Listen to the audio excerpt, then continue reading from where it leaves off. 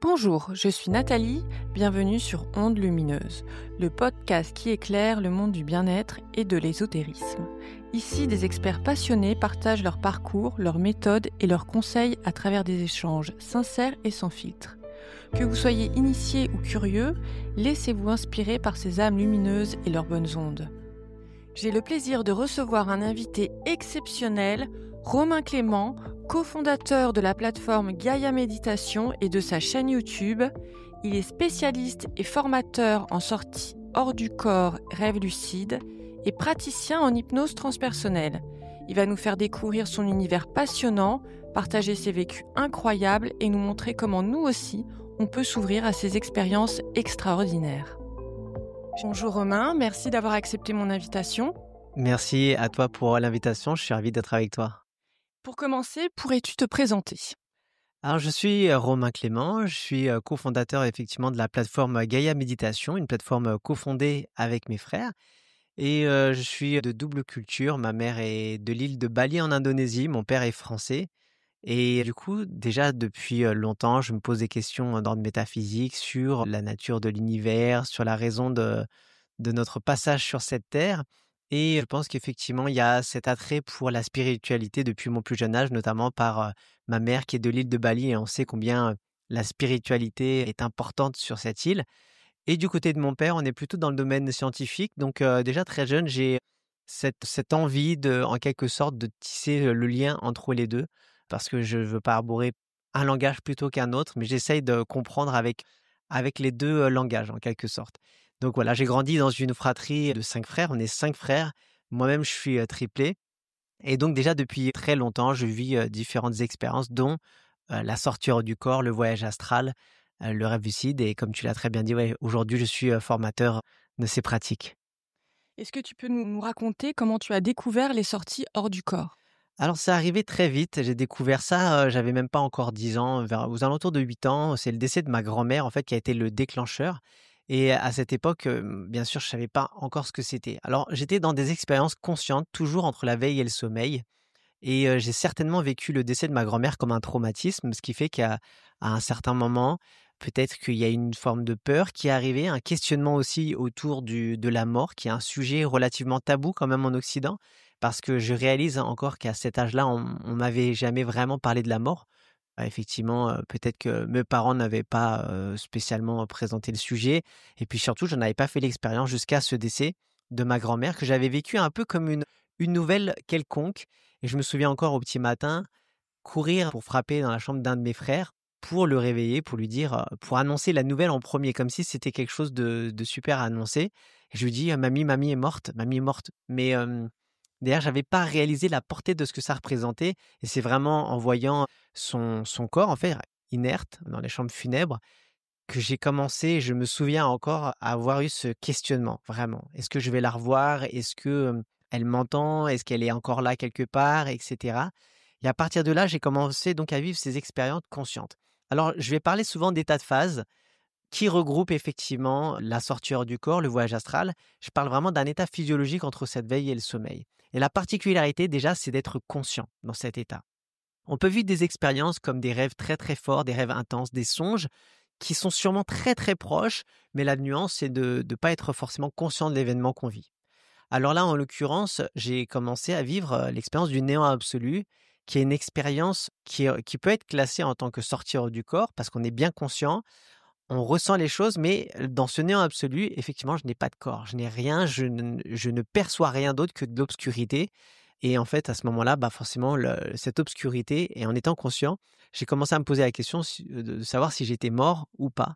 Et, et derrière, forcément, l'angoisse s'installait, et je me demandais même si j'étais pas perdu pour l'éternité.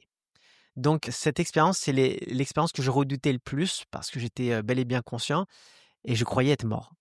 Je revenais à moi, à chaque fois avec une trouille bleue de replonger là-dedans, d'y retourner, si bien qu'il a fallu souvent, donc je crois que ça a duré quelques mois, en fait, que mes parents laissent la porte entrouverte de ma chambre, en fait, avec une lumière dans le couloir pour que je puisse m'endormir. Tous mes frères n'avaient pas de problème, mais moi, c'était le seul. Et ensuite, derrière, il a fallu que je comprenne aussi d'autres événements qui surgissaient, toujours liés à l'état de phase. c'est la paralysie du sommeil. Une expérience, bel et bien consciente, encore une fois, où on se retrouve et moi, chez moi, c'était plutôt en phase de réveil plutôt qu'en phase d'endormissement. Ça peut arriver dans les 2 cas et dans la phase de réveil, je me réveillais totalement conscient, une fois de plus, mais totalement paralysé. Impossible de bouger, j'étais comme prisonnier de mon enveloppe de chair qui ne pouvait pas, bouger et souvent, je commençais à percevoir des ombres, des présences aux abords du lit. Ça me terrifiait forcément et je pense aujourd'hui, hein, après de nombreuses recherches, que c'était une forme d'une angoisse qui s'installait encore plus, une crise d'angoisse, si bien que j'avais des difficultés pour respirer. Enfin, on retrouve beaucoup de symptômes liés à la crise d'angoisse qui arrivent à ce moment-là. Alors la question à ce moment-là qui est arrivée, c'est quelles étaient ces ombres et ces présences que je percevais aux abords du lit. On appelle ça aujourd'hui des intrus. Et, et en fait, j'avais cette peur, encore une fois, de revivre ces expériences. Et aujourd'hui, bon, je peux le spoiler déjà un petit peu, mais la paralysie du sommeil, c'est une forme de sortir du corps qui, n'a pas encore abouti complètement. C'est une forme de prémisse de sortir du corps. Oui, il y en a beaucoup qui vivent ça et qui ont peur et d'ailleurs, c'était aussi une, raison pour laquelle tu as écrit ce livre pour, apprendre à gérer les paralysies du sommeil, quoi. Exactement, effectivement, c'est l'une des raisons pour lesquelles j'ai décidé d'écrire ce livre, parce que j'avais vraiment à cœur de pouvoir apporter quelques réponses. Bien sûr, je ne détiens pas toute la vérité absolue et toutes les réponses, mais à travers mon vécu et ce que j'ai réussi à surmonter, j'avais à cœur de donner des clés à des personnes qui vivent les mêmes choses que j'ai vécues déjà enfant. Et il y a certaines personnes qui m'ont écrit, j'ai reçu des témoignages de personnes qui ont plus de la soixantaine, 70 ans, ou etc., qui vivent ce genre de phénomène depuis de nombreuses années, parfois depuis l'âge de 30 ans, 20 ans, et cetera, et qui n'ont jamais trouvé de réponse, à part une explication d'ordre psychologique, voire psychiatrique, et de se dire qu'elles étaient folles. À une certaine période où on ne pouvait pas, à une certaine époque, où on ne pouvait pas parler de ces choses-là assez ouvertement. Et aujourd'hui, on le sait, les spécialistes donc dans la sphère scientifique qui s'intéressent au sommeil globalement, aux états modifiés de conscience, peuvent, dire en fait aujourd'hui que la paralysie du sommeil est une sorte, peut-être cataloguée comme un trouble du sommeil, mais ça n'a rien à voir avec de la folie. Souvent les causes sont liées au stress, au traumatisme, période un manque de sommeil profond et parfois justement, ce qu'on remarque aussi, c'est que la paralysie du sommeil, c'est un phénomène qui est vécu par, quand même 8 enfin plutôt la sortir du corps, c'est 8, mais la paralysie du sommeil, pas loin de 20 à 30 Ah, c'est de la énorme. population Mmh. qui l'a vécu au moins une fois. Alors Mmh. une fois, c'est une chose, mais ensuite on retrouve chez des étudiants, par exemple en médecine, un ratio de pas loin de 20 des étudiants qui le vivent assez régulièrement. Donc c'est quand même, énorme et j'ai trouvé que ça avait le mérite d'être mentionné. D'autant plus qu'à partir de cette paralysie du sommeil, on peut ensuite expérimenter les fameuses sorties du corps, donc phénomène que j'ai expérimenté par la suite.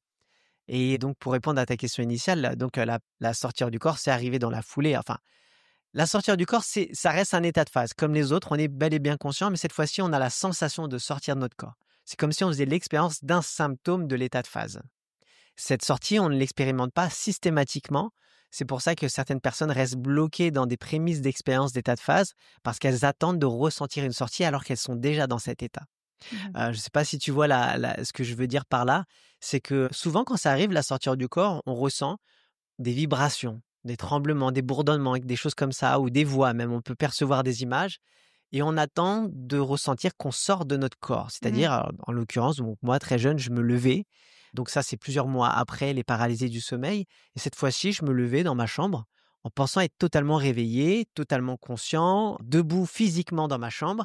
J'essayais d'allumer la lumière et la lumière ne s'allumait pas. J'allais dans le couloir, j'essayais d'allumer la lumière à nouveau et aucun interrupteur fonctionnait, si bien que, à nouveau, j'avais peur. J'essayais de comprendre ce qui se passait. J'allais dans les chambres de mes parents ou de mes frères et je les voyais toujours inertes, inanimés. Une fois de plus, je pensais que soit j'étais mort, soit ils étaient morts. Donc toujours ce questionnement autour de la mort, mais cette fois-ci, l'expérience de faire une expérience similaire à la réalité, physique, mais cette fois-ci avec même parfois les sens qui étaient même plus développés encore. C'était du coup hyper troublant parce que je me disais: «Mais qu'est-ce qui se passe?» et surtout, j'avais l'intime conviction que je n'étais pas en train de vivre un simple rêve ou un simple cauchemar, que je vivais vraiment quelque chose et je la vivais à travers mes sens. Et là, effectivement, j'ai mis un certain temps à comprendre tout ça jusqu'à ce que j'aille à Bali plus tard vers l'âge de 15 ans, donc et que je connecte naturellement avec des personnes qui vivaient ce genre d'expérience et qui m'ont donné des explications.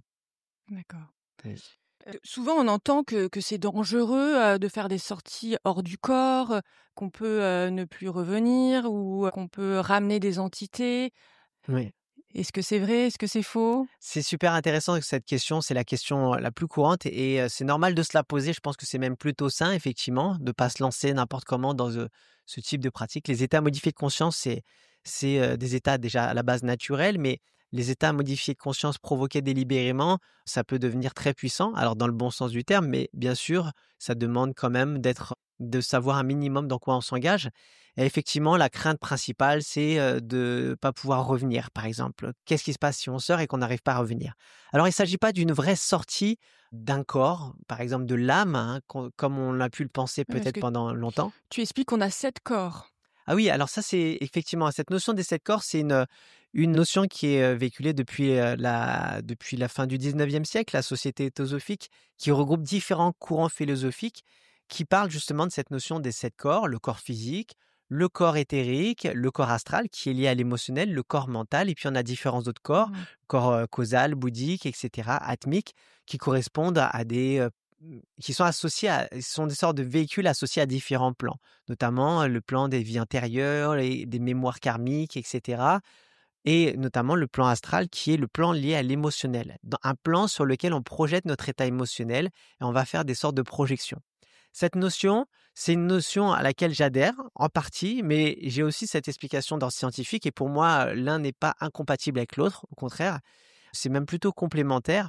Si on s'en limite à l'observation plus scientifique et très pragmatique, on est dans un état expansé de conscience, un état modifié de conscience particulier, avec des ondes cérébrales très spécifiques, notamment liées à l'état d'hypnose approfondie, l'état hypnotique, en même temps des ondes liées au sommeil profond, les ondes delta, et en même temps à une supraconscience, les ondes gamma au niveau du lobe frontal du cerveau.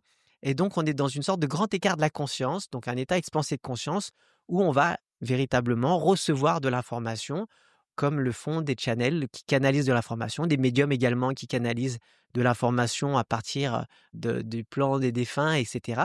En sortir du corps, on est dans ce type de connexion avec une nuance, c'est qu'on vit tout à la première personne et en étant pleinement immergé dans l'expérience, comme si on était dans une réalité augmentée, en vivant tout ça à la première personne et en faisant l'expérience de nos sens. Oui, Donc, tous les sens sont exacerbés plus que, voilà. Oui, avec des nuances effectivement, parce que parfois on peut retrouver le sens de la vue qui est plus faible qu'en temps normal. Souvent parce qu'on démarre dans notre chambre, il fait sombre, et cetera, donc on est dans une forme de questionnement. Mais plus on exécute ce qu'on appelle des techniques d'approfondissement qui permettent d'approfondir cet état, plus on commence à plonger encore plus en profondeur dans cet état et vivre cette expérience avec les sens qui sont exacerbés, notamment la vue qui à ce moment-là peut être du coup décuplée, le toucher, l'odorat également, le goût et c'est vraiment, très surprenant de faire ces expériences quand ça démarre et c'est ce qui fait que le questionnement est bel et bien là sur ce qu'on est en train de vivre. Donc cette notion des 7 corps, elle est, super intéressante selon moi également, mais il faut pas se limiter à cette notion, dans le sens où quand on vit l'expérience, des fois, du coup, ça peut, chez certaines personnes, apporter des réponses et chez d'autres, ça pourrait porter plus de questionnements encore sur ce qu'ils sont en train de faire. donc en fait, Donc on a la conscience qui est augmentée et on se connecte à d'autres dimensions comme le font les médiums, quoi. c'est ça, ouais, exactement. On se connecte avec de l'information, on pourra parler d'archives akashiques, selon, le jargon qu'on utilise. Les physiciens quantiques parleront du champ quantique informationnel. Donc à ce moment-là, on se connecte en quelque sorte à de l'information, à des mémoires également, peut-être liées à nos aux autres vies et cetera. Et donc par rapport à ce danger que le corps se sépare, à ce moment-là, on n'est plus dans une notion de corps qui se sépare, mais plus, cette notion qu'on se branche à un autre plan pour recevoir de l'information. Donc déjà, la peur de ne pas revenir, elle n'existe plus. Et d'ailleurs, j'ai aucun stagiaire qui est revenu Mmh, d'entre les morts pour me dire qu'il était mort à cause de ça. L'autre chose, c'est la peur de choper des entités, etc., des parasitages, mmh. etc. Donc à ce moment-là, pareil, il n'y a pas de problème quelconque. Si on s'en limite à l'explication des 7 corps et le corps éthérique, lui, continue de maintenir le corps dans son état de fonctionnement Oui, habituel, la c'est pas l'âme respiration. qui sort, Voilà, exactement. hein. C'est pas l'âme qui sort pour laisser place à autre chose. On est en pleine possession de tous nos moyens physiologiques naturels. Et c'est quoi la différence avec une EMI, une expérience de mort imminente? Oui. Alors les expériences de mort imminente, dans l'étude des états de phase, elles seraient en bout de chaîne. Certains l'incluent dans les états de phase parce qu'il s'agit d'un état aussi appelé par les scientifiques état modifié de conscience particulier. Alors selon moi, je mets quand même un point d'interrogation par rapport à tout parce que je ne l'ai pas vécu personnellement. Cette expérience, l'expérience de mort imminente, bien souvent, elle commence par cette expérience de sortir du corps, donc Mmh. qui est une expérience à part entière qu'on retrouve dans les expériences de mort imminente. Souvent, en début d'expérience de mort imminente, cette sensation de détachement, de dédoublement par rapport au corps physique, et souvent, ce que les gens relatent, c'est une observation du plan physique. Alors là, c'est la nuance par rapport à la sortie hors du corps classique, où ce que l'on observe est en quelque sorte une autre réalité, avec des éléments qui peuvent être similaires à la réalité physique, mais des éléments qui sont aussi autres.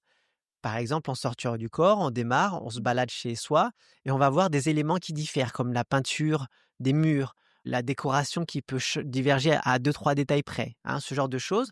Et parfois des éléments qui sont liés à des projections de ce qu'on a vécu dans la journée, de mémoires plus anciennes, de l'enfance, des sorties du corps qui se font dans la maison d'enfance. En expérience de mort imminente, souvent, la sortie hors du corps, les témoignages du moins, relatés sont des témoignages d'événements, de faits qui peuvent être vérifiés Mmh. dans la salle d'opération, et cetera. Maintenant aujourd'hui, il y a des millions de témoignages là-dessus. Il y a toujours pas de consensus scientifique autour de ça, de ce témoignage. Et toujours est-il que l'évolution de l'expérience de mort imminente, elle continue derrière vers ensuite l'observation et la connexion vers un plan lumineux, un plan de lumière, bien souvent, avec des rencontres avec des êtres. Alors, on les appelle comme on veut, des êtres multidimensionnels. Certains vont dire qu'ils font des rencontres avec des saints, des défunts, des anges, etc. Donc là, c'est des appellations différentes. Mais toujours est-il qu'on retrouve ces similitudes avec la sortie hors Mmh. du corps. Avec quand même cette nuance que souvent les signes vitaux, jusqu'alors, étaient engagés. Et là, c'est là que ça devient vraiment intéressant, c'est que dans une expérience du, projet Elijah, mené par, mon mentor Michael Raduga, un expert russe du phénomène, il nous était demandé de vivre cette expérience de mort imminente en la programmant, sans risquer un accident quelconque ou quoi que ce soit, Mmh. sans mettre notre vie en danger, mais juste avec le même protocole utilisé en temps normal pour vivre une sortie hors du corps classique. Mais avec l'intention de se retrouver dans un plan de lumière, dans le fameux tunnel où on voit la lumière au bout du Oui. couloir, par exemple, et Mmh. cetera, et de connecter avec des êtres. On a vécu l'expérience, on est nombreux, plus de 30-40 ont réussi à vivre cette expérience. Alors, comment savoir? Comment la cataloguer comme expérience de mort imminente? Tout simplement parce qu'aujourd'hui, l'expérience de mort imminente est classée comme telle grâce à une échelle qu'on appelle l'échelle de Grayson. Cette échelle, elle a été déterminée par le psychiatre qui s'appelle, le docteur Grayson. Bien sûr, aujourd'hui, elle est remise en question. Certains voudraient la peaufiner, hein, parce qu'elle ne satisfait pas tout le monde. Mais en gros, si on retrouve, un critère en particulier comme, voir une lumière, divine, Mmh. on attribue un certain nombre de points. On fait une rencontre avec un être dans ce plan, on rajoute un nombre de points. On a la sensation de sortie, on en rajoute. On cumule un certain nombre de points et passé un certain seuil, cette expérience peut être classée en expérience de mort imminente. Donc on était pas loin de 40 au moins de ces personnes à vivre une expérience classée expérience de mort imminente. Si bien qu'aujourd'hui, de nombreux chercheurs aimeraient changer cette appellation d'expérience de mort imminente pour qu'elle convienne à un plus grand nombre d'expériences. Donc voilà, en gros, les nuances entre les deux que je peux apporter aujourd'hui, mais il y a quand même Quand quelque même chose une de grosse similitude, particulier. ouais. Voilà, il y a quand même quelque chose de particulier parce que c'est des expériences toujours très conscientes avec quand même parfois on retrouve souvent une vision à 360 qu'on ne retrouve pas Mmh. systématiquement dans une sortie hors du corps classique. Voilà, il y a des nuances comme ça qui font que pour moi cet état est un état, en quelque sorte, ce serait le prolongement du sortie hors du corps mais encore plus approfondi D'accord. et les gens reviennent même souvent avec des capacités psychiques particulières donc liées à de la médiumnité, du magnétisme et cetera, Ils reviennent transformés. transformées. Mmh. La transformation peut être très profonde en sortie hors du corps classique, souvent, encore plus encore pour une personne qui a de base très matérialiste, qui fait une expérience d'une autre réalité qui d'un seul coup se dit: «Mais je Ouais. suis pas qu'un simple Qu'ils corps, connaissaient pas et physique» puis, et souvent c'est le ouais. début d'un cheminement, spirituel. L'expérience de mort imminente est également une expérience profonde, chez les personnes qui la vivent, aussi bien, chez les matérialistes, mais parfois les personnes ont du mal quand elles reviennent. Donc il y a pas toujours cette notion forcément, d'après les témoignages que j'ai reçus et que j'ai lus, pas toujours systématiquement cette notion, «Je reviens d'un plan d'amour, tout va bien». Alors souvent, ils ont une peur de la mort qui est réduite, mais l'intégration, le retour à la réalité physique n'est pas toujours évident, pas toujours facile. Il y a souvent des fois ce besoin d'accompagnement, un temps d'intégration. cette sensation que des fois les choses peuvent être plus fades, par rapport à ce qu'elles ont Mmh. expérimenté en quelques secondes. Et il y a aussi ces expériences de mort imminente dites négatives. Là, elles sont beaucoup plus rares, Mmh. globalement, mais c'est des personnes qui disent avoir connecté avec des plans un peu plus sombres et cetera et c'est important de le mentionner, Ouais. mais selon moi, on retrouve cette similitude avec la sortie hors du corps. C'est une forme de perception de ce qu'on a vécu. C'est toujours est-il comment on perçoit l'événement vécu. J'ai été voir ce film Témoin, de Sonia Barcala sur les expériences de mort imminente et elle racontait d'ailleurs donc dans le film, il y a une personne, un témoin du coup qui raconte son expérience de mort imminente et dans la salle, à l'issue de la diffusion, une personne pose la question: «J'ai vécu ce type d'expérience, mais c'était une expérience négative. J'étais dans l'obscurité, je voyais pas très bien et j'ai eu peur». La peur arrive après l'observation de cette obscurité. En l'occurrence, la témoin dans le film raconte vivre l'expérience et cette expérience, c'est une expérience fabuleuse parce qu'elle expérimente dans cet état d'introspection, en même temps dans ce qu'elle ressent, une forme d'unité, d'unicité même. Donc ça me fait penser à mes expériences de néant absolu que je vivais quand j'étais enfant, où j'étais dans cette forme de néant. Aujourd'hui, j'exprimerais plus que ce néant, c'est une forme de vacuité qu'on retrouve dans le bouddhisme ou dans cet état, quand je médite et que j'arrive à ressentir cette forme de connexion à ce champ, effectivement, je ne perçois parfois rien, et cetera. Je suis pleinement conscient, mais aujourd'hui, je fais cette expérience d'unicité où j'ai cette sensation de plénitude, là où à l'époque, je laissais la peur s'installer parce que le doute, le questionnement arrivait. Mmh. Oui, il y en a qui peuvent voir des créatures où c'est vraiment terrible, un peu l'enfer. Ouais, Ils voient l'enfer voilà, et alors des tu créatures, sais souvent pareil, les descriptions, ça démarre par des ombres et comme on est justement dans un état où l'état émotionnel vient influencer l'expérience, vient même projeter certaines choses, on y projette des ombres, on y projette des créatures qui sont liées souvent, alors je ne vais pas dire systématiquement, ça ne veut pas dire que ces entités n'existent pas, mais il y a un peu des 2. Elles existent et on leur donne vie également, on les nourrit, oui, en ayant hein? peur, on les Voilà, attire et et c'est un peu le voilà. miroir de nos émotions, C'est comme tu ça. dis, ouais. La question de savoir de quel côté on doit prendre le problème, est-ce qu'on le crée à 100%? Est-ce qu'on l'attire? Toujours est-il qu'on est derrière, on a quand même ce pouvoir derrière d'influencer sur l'expérience, de choisir, on a notre forme de libre arbitre dans cet état. Tout l'enjeu, c'est pas de succomber à ces peurs, à cet état, c'est de commencer à apprendre à poser un regard conscient par rapport à ces peurs pour pouvoir ensuite les transmuter et c'est là qu'on trouve le véritable pouvoir libérateur et transformateur de ces états modifiés de conscience tels que la sortie hors du corps. D'ailleurs, quand tu as toute une méthode pour entrer en état de phase, où Mmh. tu fais d'ailleurs un plan d'action pour, bien, est-ce que Ouais. tu peux nous expliquer un petit peu? Ouais, effectivement, c'est super important justement quand on commence à s'aventurer dans le domaine de la sortie hors du corps, du voyage astral, mais du coup une pratique délibérée et consciente, d'avoir donc un plan d'action. Ce plan d'action, c'est très simple. Il suffit de noter sur un papier, sur un téléphone par exemple, les 3-4 objectifs qu'on voudrait réaliser une fois dans cet état. Les 3-4 objectifs, souvent j'ai pour habitude de commencer, notamment avec tous mes stagiaires, par des objectifs assez simples à réaliser et notamment des tâches qu'on effectue déjà dans le quotidien. Pourquoi? Parce qu'en fait, on a des voies neuronales, des habitudes qui correspondent à ce qu'on fait d'habitude dans le quotidien. Comme par exemple, se regarder dans un miroir, c'est quelque chose que souvent on va faire au moins une fois dans la journée. Ensuite, pourquoi pas ouvrir le frigo, aller manger quelque chose. Parce qu'il s'agit dans ce cas-là aussi d'un besoin vital de manger. On fait ça tous les jours, globalement, sauf quand on est en train de jeûner et donc ça va être beaucoup plus simple à réaliser que, par exemple, aller aux confins de l'univers. Oui, Toujours la est-il première sortie de corps, souvent elle est chez nous, quoi. voilà, Mmh. ça aussi c'est intéressant d'observer que souvent la première sortie du corps, même non choisie, se déroule chez nous.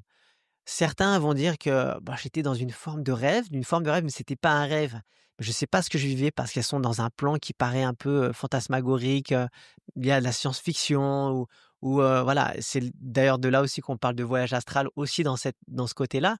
La réalité observée ne correspond plus en tout point à ce plan tridimensionnel mais souvent on démarre chez soi et des fois on démarre justement dans la maison d'enfance. Alors, on Mmh. remarque la maison d'enfance. Pourquoi cette maison d'enfance? Parce que contrairement à une maison dans laquelle on vient d'emménager, par exemple, il y a une attache émotionnelle beaucoup plus forte, qui nous y transporte plus facilement. Ouais, c'est vrai. Quels sont les signes qui montrent qu'on est proche de vivre une sortie hors du corps? Donc tu disais les frissons, Ouais. heu Alors, ce qui est super intéressant de garder en tête déjà, c'est que dans les premiers instants, qui suivent un réveil. Je prends beaucoup plus les phases de réveil que Oui. l'endormissement. On va avoir ces symptômes aussi à l'endormissement, mais c'est plus dur de s'y stabiliser. Même si certains y arrivent plus facilement, c'est leur voie de prédilection. Statistiquement, il est plus simple d'utiliser les phases de réveil. C'est ce que j'utilise dans mes formations, notamment dans les protocoles. Et donc, les premiers symptômes qui peuvent surgir, ça va être, par Les exemple, réveil au milieu de ouais. la nuit. Alors déjà, gardez à l'esprit avant de parler des symptômes que dans les premiers instants qui suivent un réveil, souvent, on est déjà plongé dans cet état de phase. C'est-à-dire qu'on peut déjà faire l'expérience sensorielle, à travers des sens, d'une réalité et sans savoir qu'on est en train de vivre cet état. Par exemple, on est dans le lit, on se réveille, on est persuadé d'être réveillé, on bouge dans le lit. Il faut savoir que de nombreux mouvements qui se font dans le lit, pas tous bien sûr, mais de nombreux mouvements se font dans cet état et il s'agit donc d'un mouvement fantôme qu'on n'a pas exécuté physiquement. C'est hyper troublant. Quand j'explique ça à mes Mmh. stagiaires, ça devient le point de départ. Ça facilite énormément la pratique derrière parce que mes stagiaires utilisent déjà les premières secondes suivant un réveil pour tenter certaines choses et se dire: «Ah effectivement, si j'avais su ça depuis le début, peut-être que j'aurais pu vivre encore plus d'expériences Mmh. déjà depuis longtemps». Donc ce mouvement de bouger dans le lit, parfois on le fait physiquement, mais parfois on ne le fait pas physiquement. Et pour ça, il y a des petits tests pour vérifier. Donc, si on est déjà dans l'état, comme par exemple se boucher le nez. Ça marche pas à 100%, hein, il n'y a pas de test qui marche à 100%, mais par exemple, essayer de se boucher le nez, si on arrive à respirer à travers, ça veut dire déjà qu'on est dans cet état. Mmh. Ça veut dire qu'on peut déjà commencer notre protocole, etc. D'autres tests, comme observer par exemple le bout des doigts, les mains. Est-ce qu'on arrive à voir nos mains? Alors, ça ne veut pas dire que si on ne les voit pas, on n'est pas non plus dans cet état. Mais c'est une manière d'essayer de tester les choses parce que si on est plongé dans l'obscurité mais qu'on voit nos mains ou qu'on voit un corps énergétique ou qu'on voit, quelque chose d'inhabituel, tout de suite, ça doit nous mettre la puce à l'oreille pour nous dire qu'on est dans cet état. Autre chose, bien souvent, on n'a pas le même nombre de doigts. Si on a la sensation de pourquoi pas être dans l'état, on peut se dire: «Bon, je vais me lever, j'essaie d'allumer un interrupteur ou, la lampe de chevet à côté». Souvent, quand ça s'allume pas, une Mmh. fois de plus, on est dans cet état. Ensuite, dans les premiers instants, donc s'il y a pas tout ça, on peut faire l'expérience de symptômes et les symptômes, ça va être, par exemple, des bourdonnements, des sons. Alors là, tout ce qui est lié au son, ça va être des bourdonnements, des sifflements, des tintements aigus, des bruits de casserole, ça arrive régulièrement, ça j'entends les bruits de casserole, des gens qui sonnent la sonnerie, la sonnerie du téléphone également, qu'il y avait pas à l'époque. Avant Mmh. les téléphones portables, il y avait pas ça comme symptôme. Aujourd'hui, on retrouve ça. Le son de la télé chez certains qui est allumée alors qu'elle est éteinte, ce genre La de choses. sensation de tomber aussi, Voilà. mmh. Alors là, il y avait tout ce qui est lié au son, donc les voix également, Mmh. internes ou externes, comme si on nous parlait de l'extérieur ou des voix à l'intérieur de nous-mêmes. Donc c'est pas de la schizophrénie dans ce cas de figure, c'est vraiment un symptôme Mmh. lié à cet état. Donc comme tu disais, les sensations de chute, ça c'est tout ce qui est lié à ce qu'on appelle l'effet vestibulaire. Donc on a cette sensation soit de chuter, soit de léviter, soit d'un seul coup qu'on nous tire, pourquoi pas par les pieds ou par la tête, etc., du lit. Donc Mmh. souvent quand on a la sensation de nous tirer, bah, c'est qu'on a la sensation d'être assisté par un être sur l'autre plan. Certains disent mon guide m'a aidé, etc., ou mon proche envolé, quelqu'un qui est parti de l'autre côté, qui nous aide de l'autre côté. Certains font d'ailleurs des sorties uniquement de cette manière, avec ces symptômes-là, donc ces sensations-là. La sensation de chute, on l'a souvent eu. Alors, on peut expérimenter quand c'est à l'endormissement, cette sensation d'un seul coup qu'on va tomber du lit. Mmh.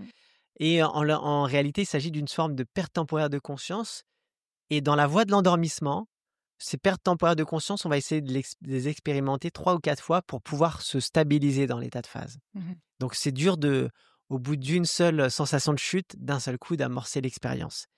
Ensuite, dans les autres symptômes, on peut percevoir des images. Donc des visages, des formes géométriques, des mots, des numéros, des formes, des tableaux, des images, enfin ce que l'on veut, hein. On peut commencer à percevoir des choses inhabituelles.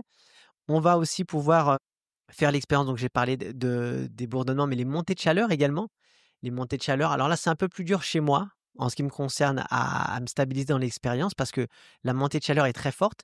Elle est souvent associée à ce qu'on appelle des montées de Kundalini. Je ne sais pas si Mmh. ça te parle également? Oui. Et après, dans les autres symptômes qu'on peut avoir, c'est les fameuses vibrations. Donc, on parle d'état vibratoire qui s'installe. Une vibration soit localisée dans un membre du corps, la tête par exemple, ou l'ensemble du corps. Et souvent, à partir de ces symptômes, donc on va pouvoir, par quelques techniques, les amplifier et amorcer ce qu'on appelle une séparation, la sortir du corps. Mais ces symptômes, et je le précise quand même si je les ai mentionnés là, une fois de plus, on garde à l'esprit que dans les premiers instants, on peut déjà être dans cet état de phase et on n'est pas obligé d'expérimenter ces symptômes. Parce que ça devient un piège de chercher à ressentir les symptômes à tout prix si on veut vivre l'expérience consciente. Faut Parce que, déjà se sentir debout d'un coup sans, voilà, voilà. première chose, souvent dans tous les protocoles, c'est dans les 5 secondes qui suivent un réveil, essayer d'émettre l'intention de se lever, Mmh. soit de léviter, ça marche aussi, hein. Si on se met d'un seul coup à léviter, là, on est sûr qu'il y a cette sensation de flotter au-dessus du corps, on est sûr d'être dissocié. Non, donc de se lever, il faut ensuite faire quand même ces petits tests de réalité dont je parlais, regarder ses mains, et cetera. Ou encore rouler sur le côté, un peu comme si on roulait sur le côté pour se lever et sortir du lit. Voilà. Et c'est accessible à tout le monde parce que c'est vrai que des fois on se dit: «C'est que pour des personnes particulières» et en fait, tout le monde peut faire, des sorties, hors du corps. Effectivement, tout le monde peut vivre des sorties hors du corps. On remarque déjà que c'est un état physiologique naturel qui est expérimenté, si on regroupe tous les états de phase d'ailleurs, par 90% de la population qui a vécu au moins une fois consciemment ce type d'expérience. Je dis bien consciemment parce que des sondages, on pose les questions aux personnes si elles ont déjà vécu telle ou telle expérience et elles sont en mesure de dire oui, j'ai vécu cette expérience, c'est qu'elles s'en souviennent, c'est qu'elles l'ont vécu une fois de plus, elles étaient conscientes d'avoir vécu cette expérience. Donc 90% de la population qui le vit au moins une fois. Le rêve lucide, on est aux alentours de 60 à Explique-nous 70%. un petit peu le rêve lucide parce que c'est vrai qu'il y a Ouais, la le sortir du corps, mais le rêve lucide, effectivement. ouais. Alors souvent on me dit: «Mais pourquoi vous parlez de rêve lucide?» Le rêve lucide est dans une forme de prolongement, de continuité toujours, mais cette fois-ci, il viendrait plus tôt. C'est-à-dire, on est plus proche du sommeil que de l'état d'éveil. Mmh. Hein, c'est comme si on était alors le rêve lucide, la particularité déjà, c'est d'être lucide, donc conscient en plein rêve. Mmh. Ça, c'est la base. C'est je suis en train de faire un rêve ordinaire et d'un Pas seul coup, je me pas dis confondre avec le rêve induit. Parce que des fois, exactement, c'est vrai que voilà. mmh. Effectivement, il y a le rêve induit également, je vais revenir dessus. Donc le rêve lucide, on est en train de rêver de manière ordinaire et d'un seul coup, on dit: «Mais est-ce que je suis en train de rêver là? Est-ce que je serais pas en train de rêver?» Souvent, il y a quelques éléments qui nous disent: «Ah oui, je suis en train de rêver». Par exemple, je sais pas, moi, je suis chez moi et j'ai un chien, alors que je sais que j'ai pas de chien, ce genre de choses. Ou, bah, je sais pas, j'ai un ami qui habite à l'autre bout de la planète et il est là, à côté de moi. Ce genre de choses. Des éléments qui sortent de l'ordinaire et qui sortent justement de cette réalité tridimensionnelle et du coup, à ce moment-là, ça nous met la puce à l'oreille. On peut aussi faire les tests de l'interrupteur, regarder ses mains, ça marche également. Et là, on réalise qu'on est conscient, on est dans un rêve. À partir de là, il y a différents niveaux de lucidité. Quand on est juste dans un questionnement de se dire il y a quelque chose d'anormal, on en a parlé un peu en off, Mmh. tu as rêvé que tu étais en train de voler, Ouais, peut-être suite à la lecture justement des je livres, ça pense. déclenche ce genre de Oui, choses. c'est vrai, ouais. On est typiquement dans un rêve où on est en train de voler et qu'on est en train de se dire: «Moi, j'ai plus besoin de voyager», dans déjà des états de semi-lucidité. Quand on est conscient en plus qu'on est en train de voler dans un rêve, là, on est vraiment dans le rêve lucide, vraiment. Je pense que c'était un rêve lucide. Voilà, on Ouais, est je pense que ouais, ouais ouais, ouais. et donc bah, effectivement, cette expérience, à partir du rêve lucide, on va pouvoir réaliser notre plan d'action, qu'on soit en sortir du corps ou en rêve lucide. La difficulté, c'est de rester toujours actif. Si on devient passif, on a tendance à replonger très facilement dans un rêve classique. Perdre la lucidité et plonger dans un rêve classique. Ça m'arrive encore aujourd'hui de nombreuses fois, notamment quand j'ai pas programmé d'entrer dans l'état de phase dans la nuit, très récemment, d'être lucide sur ce qui me semble être même pas 10 secondes. Et d'un seul coup, j'ai rien fait de particulier et je me réveille le matin, je dis: «Ah c'est marrant, la lucidité a pas duré». J'étais déjà replongé dans le rêve, quelques secondes après. Tu veux dire qu'il faut contrôler son rêve. C'est ça. On Alors, sait qu'on c'est est en pour ça train de que rêver voilà. et là, veut dire: «Bah, tiens, là, je vais aller là, je vais faire ça». Voilà, je vais faire ça, je vais faire des techniques d'approfondissement pour m'approfondir, pour essayer de maintenir la conscience du rêve.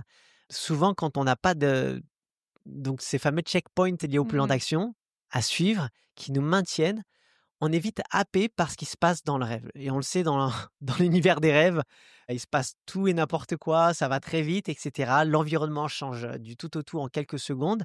Et donc, il suffit qu'un élément nous perturbe et nous attire et qu'on perde justement cette volonté de poursuivre nos actions, qu'on plonge d'un seul coup dans ce rêve ordinaire. C'est pour ça qu'il n'y a pas une frontière définie, une douane qui va nous dire: «Ça y est, vous êtes en rêve lucide», à part quand la conscience est là.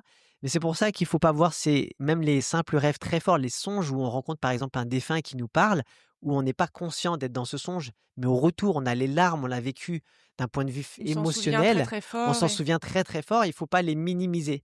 C'est pour mmh. ça que c'est très, très fort. Mais forcément, comme dans toute expérience, dès qu'on pose un regard conscient sur l'expérience vécue, souvent ça décuple encore l'expérience. C'est surtout ça. Ça ne veut pas dire que derrière on doit minimiser, les rêves, même les rêves prémonitoires qui arrivent alors qu'on n'est pas conscient. Les rêves induits maintenant, tu les as mentionnés Oui. tout à l'heure, c'est très courant. C'est quand on se réveille par exemple en pleine nuit, on va soulager la vessie, on retourne se coucher, c'est un exemple, hein. On dit: «Ah mais j'étais en train de rêver de telle chose», par exemple, j'étais, à la mer. Imaginons que j'étais à la mer, j'adorais le rêve et d'un seul coup, on se rendort et on retourne dans notre rêve. C'est qu'on a induit par la pensée et l'intention, en repensant aux émotions suscitées par le rêve précédent, on replonge dans le rêve. Donc ça, c'est induire un rêve. Finalement, on se sert d'un état hypnotique dans lequel on est déjà souvent au beau milieu de la nuit. Au niveau des ondes cérébrales, on l'observe. On a ce qu'on appelle les ondes θ qui sont bien présentes. C'est les ondes qui sont présentes également dans le sommeil paradoxal, d'un point de vue prédominant, hein, je veux dire, hein. Donc, c'est les ondes qu'on retrouve dans l'état d'hypnose, l'état de l'imagination également. Ou se dire: «Tiens, ce soir, je vais rêver de ça pour s'endormir», là, c'est aussi, rêve induit. Exactement et souvent chez les enfants, si on fait le test chez les enfants qui font des cauchemars et cetera, donnez-leur des clés comme ça, des astuces pour leur dire: «Avant de te coucher dans les premières secondes, commence à visualiser, à imaginer là où tu veux aller et Mmh. pense très, très fort», même faire une sorte de prière que tu veux, aller à tel ou tel endroit, voilà. Et vous serez peut-être surpris de voir que ça marche très, très bien. Chez les enfants, pourquoi? Parce que déjà naturellement et encore plus avant l'âge de 7 ans, on a des ondes θ qui sont plus présentes. Même quand on est encore plus jeune, des ondes delta qui correspondent à ce sommeil profond, donc on va être en mesure d'induire les choses encore plus facilement. On le sait aujourd'hui, même les enfants en bas âge vont parler de ce qu'on appelle les amis imaginaires qui, selon moi, n'en sont pas imaginaires. C'est vraiment, une forme de connexion à une autre forme de réalité. C'est juste, l'esprit humain qui veut toujours tout classer dans des cases, mais elles sont en connexion avec une autre forme de réalité qui est peu importe que ça soit une projection de leur état, c'est bien réel pour ces enfants. C'est bien réel et d'un point de vue émotionnel, d'autant plus qu'on ramène à notre réalité ce qu'on arrive à vivre et expérimenter à travers nos sens. Donc, que le cerveau mette des images ou pas, l'enfant le vit. Donc, à partir de là, plutôt que de lui dire qu'il est fou ou, que c'est que des rêveries, c'est intéressant de lui donner ces clés, selon moi, Mmh. pour justement l'aider à utiliser ça comme des outils puissants pour pouvoir quelque part déjà créer dans son rêve ce qu'il a envie de réaliser. C'est Oui, déjà parce que être comme tu dis, ça permet aussi d'augmenter son pouvoir créateur, donc c'est même c'est enfant, également ça. c'est bien.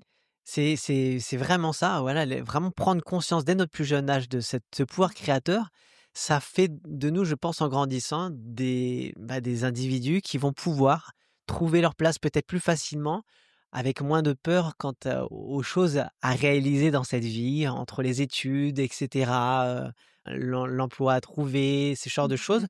S'ouvrir des portes, ce champ des possibles pour pouvoir s'autoriser plus de choses et je pense épouser plus facilement la voie que l'on doit suivre, enfin, la voie de notre âme, j'allais dire Mmh. plutôt que la voie juste purement sociale Ouais. et voilà, Garder le champ des possibles et ouais. ouvert, Mmh. exactement, pas Mmh. juste celui qui est limité, par rapport à ce que, les parents à la fois peuvent, essayer de transmettre ou l'école, Ouais, tout à hein, fait. sans dire que ce qu'un parent va véhiculer est une mauvaise chose, mais c'est vraiment d'ouvrir, élargir ce champ des possibles Mmh. et déjà le faire en faire l'expérience très vite, donc induire, on parlait toujours de ce rêve induit, de pouvoir induire ses rêves, et s'amuser à travers ses rêves, donc ça veut dire d'en faire en plus des rêves lucides. C'est, quelque chose de puissant. Beaucoup de chercheurs à travers l'histoire, d'artistes et cetera, se sont servis de ces Oui, états tu de as une phase pour ça. anecdote, dans ton livre, donc ton livre c'est, voilà, c'est «Sortie hors du corps», une anecdote passionnante, avec les Beatles. Est-ce que tu peux nous raconter? Oui, en effet, c'est Paul McCartney des Beatles qui, dans cet état de phase, a entendu une belle musique, une belle mélodie et il a passé 3 semaines à vérifier autour de lui que cette musique n'existait pas déjà. Et effectivement, il a tout perçu, il a enregistré et derrière, cette musique, ça a donné, vie à Yesterday, la chanson, qui est un hit interplanétaire. Voilà et aujourd'hui, même en ce qui me concerne, moi, en tant que musicien, chanteur également, il m'est arrivé plusieurs fois de capter des musiques. Alors je les capte aussi en rêve classique, en rêve lucide, sortir du corps, mais la petite nuance, c'est quand je les capte en sortir du corps, c'est que j'arrive vraiment à les retranscrire derrière dans Mmh. la foulée, d'avoir la mélodie d'être en mesure de la rechanter. Quand je suis dans un simple rêve, il m'arrivait d'en garder l'émotion sans arriver à retranscrire ce que j'avais perçu. Donc comme quoi la frontière, elle est pas très loin, mais d'avoir la conscience de tout ça, ça fait que je l'ancre pas dans la mémoire onirique, la mémoire du rêve qui, elle, s'évapore plus on rêve de d'autres choses et cetera. Si on n'emmène pas ce qu'on a, du souvenir onirique dans la mémoire à plus ou moins long terme, Mmh. bah, on l'oublie. En sortir du corps, il y a les choses viennent plus facilement. Mais ça reste quand même important, pourquoi pas, de noter ou d'enregistrer le récit de ces aventures Mmh. pour pouvoir les ancrer sur le plus long terme. Il y avait une expérience aussi dans ton livre, incroyable. Si tu veux bien nous la raconter, c'est, lors d'une expérience avec, Michael Raduga, tu as un être, un extraterrestre qui est venu t'aider à faire la sortie, hors du corps. Est-ce que Oui. tu peux nous expliquer? Oui, alors bien sûr, j'en parle dans le livre. Alors c'est pas la première fois, depuis que je suis enfant que, à la fois dans les rêves lucides ou sortir du corps, je rencontre du coup des êtres venus d'ailleurs. Je dis venus d'ailleurs, je parle d'êtres multidimensionnels, comme ça c'est plus vaste, l'appellation, parce qu'aujourd'hui, même s'ils pourraient avoir une apparence dite extraterrestre, rien n'enlève que ce qui est intéressant, c'est qu'aujourd'hui des gens disent: «J'ai rencontré la Vierge Marie, Jésus, des anges et cetera», d'autres des extraterrestres, et je parle d'êtres multidimensionnels parce que, selon moi, je me pose la question si l'apparence qu'ils nous prennent ne correspond pas aussi À à notre des fois envie? Ouais. à une part de nous. Ouais. Après, certains hindouistes vont voir des figures catholiques, des catholiques vont voir des figures hindouistes sans savoir ce qu'elles vivent et cetera, donc pas systématiquement, mais c'est intéressant. Toujours est-il que dans cette expérience, il nous était demandé de demander une assistance, une aide pour sortir. Mmh. Pour voir, on devait réaliser l'expérience une fois, même si c'était pas la première fois que je vivais ce genre de choses. En ce cas de figure, j'ai demandé quand même, moi, à ce qu'un être de l'espace vienne m'assister. Alors, tu vois, ça fait partie de mon plan d'action et ça fait partie d'une intention.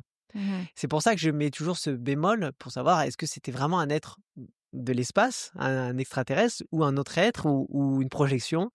Toujours est-il que je le ressens pleinement.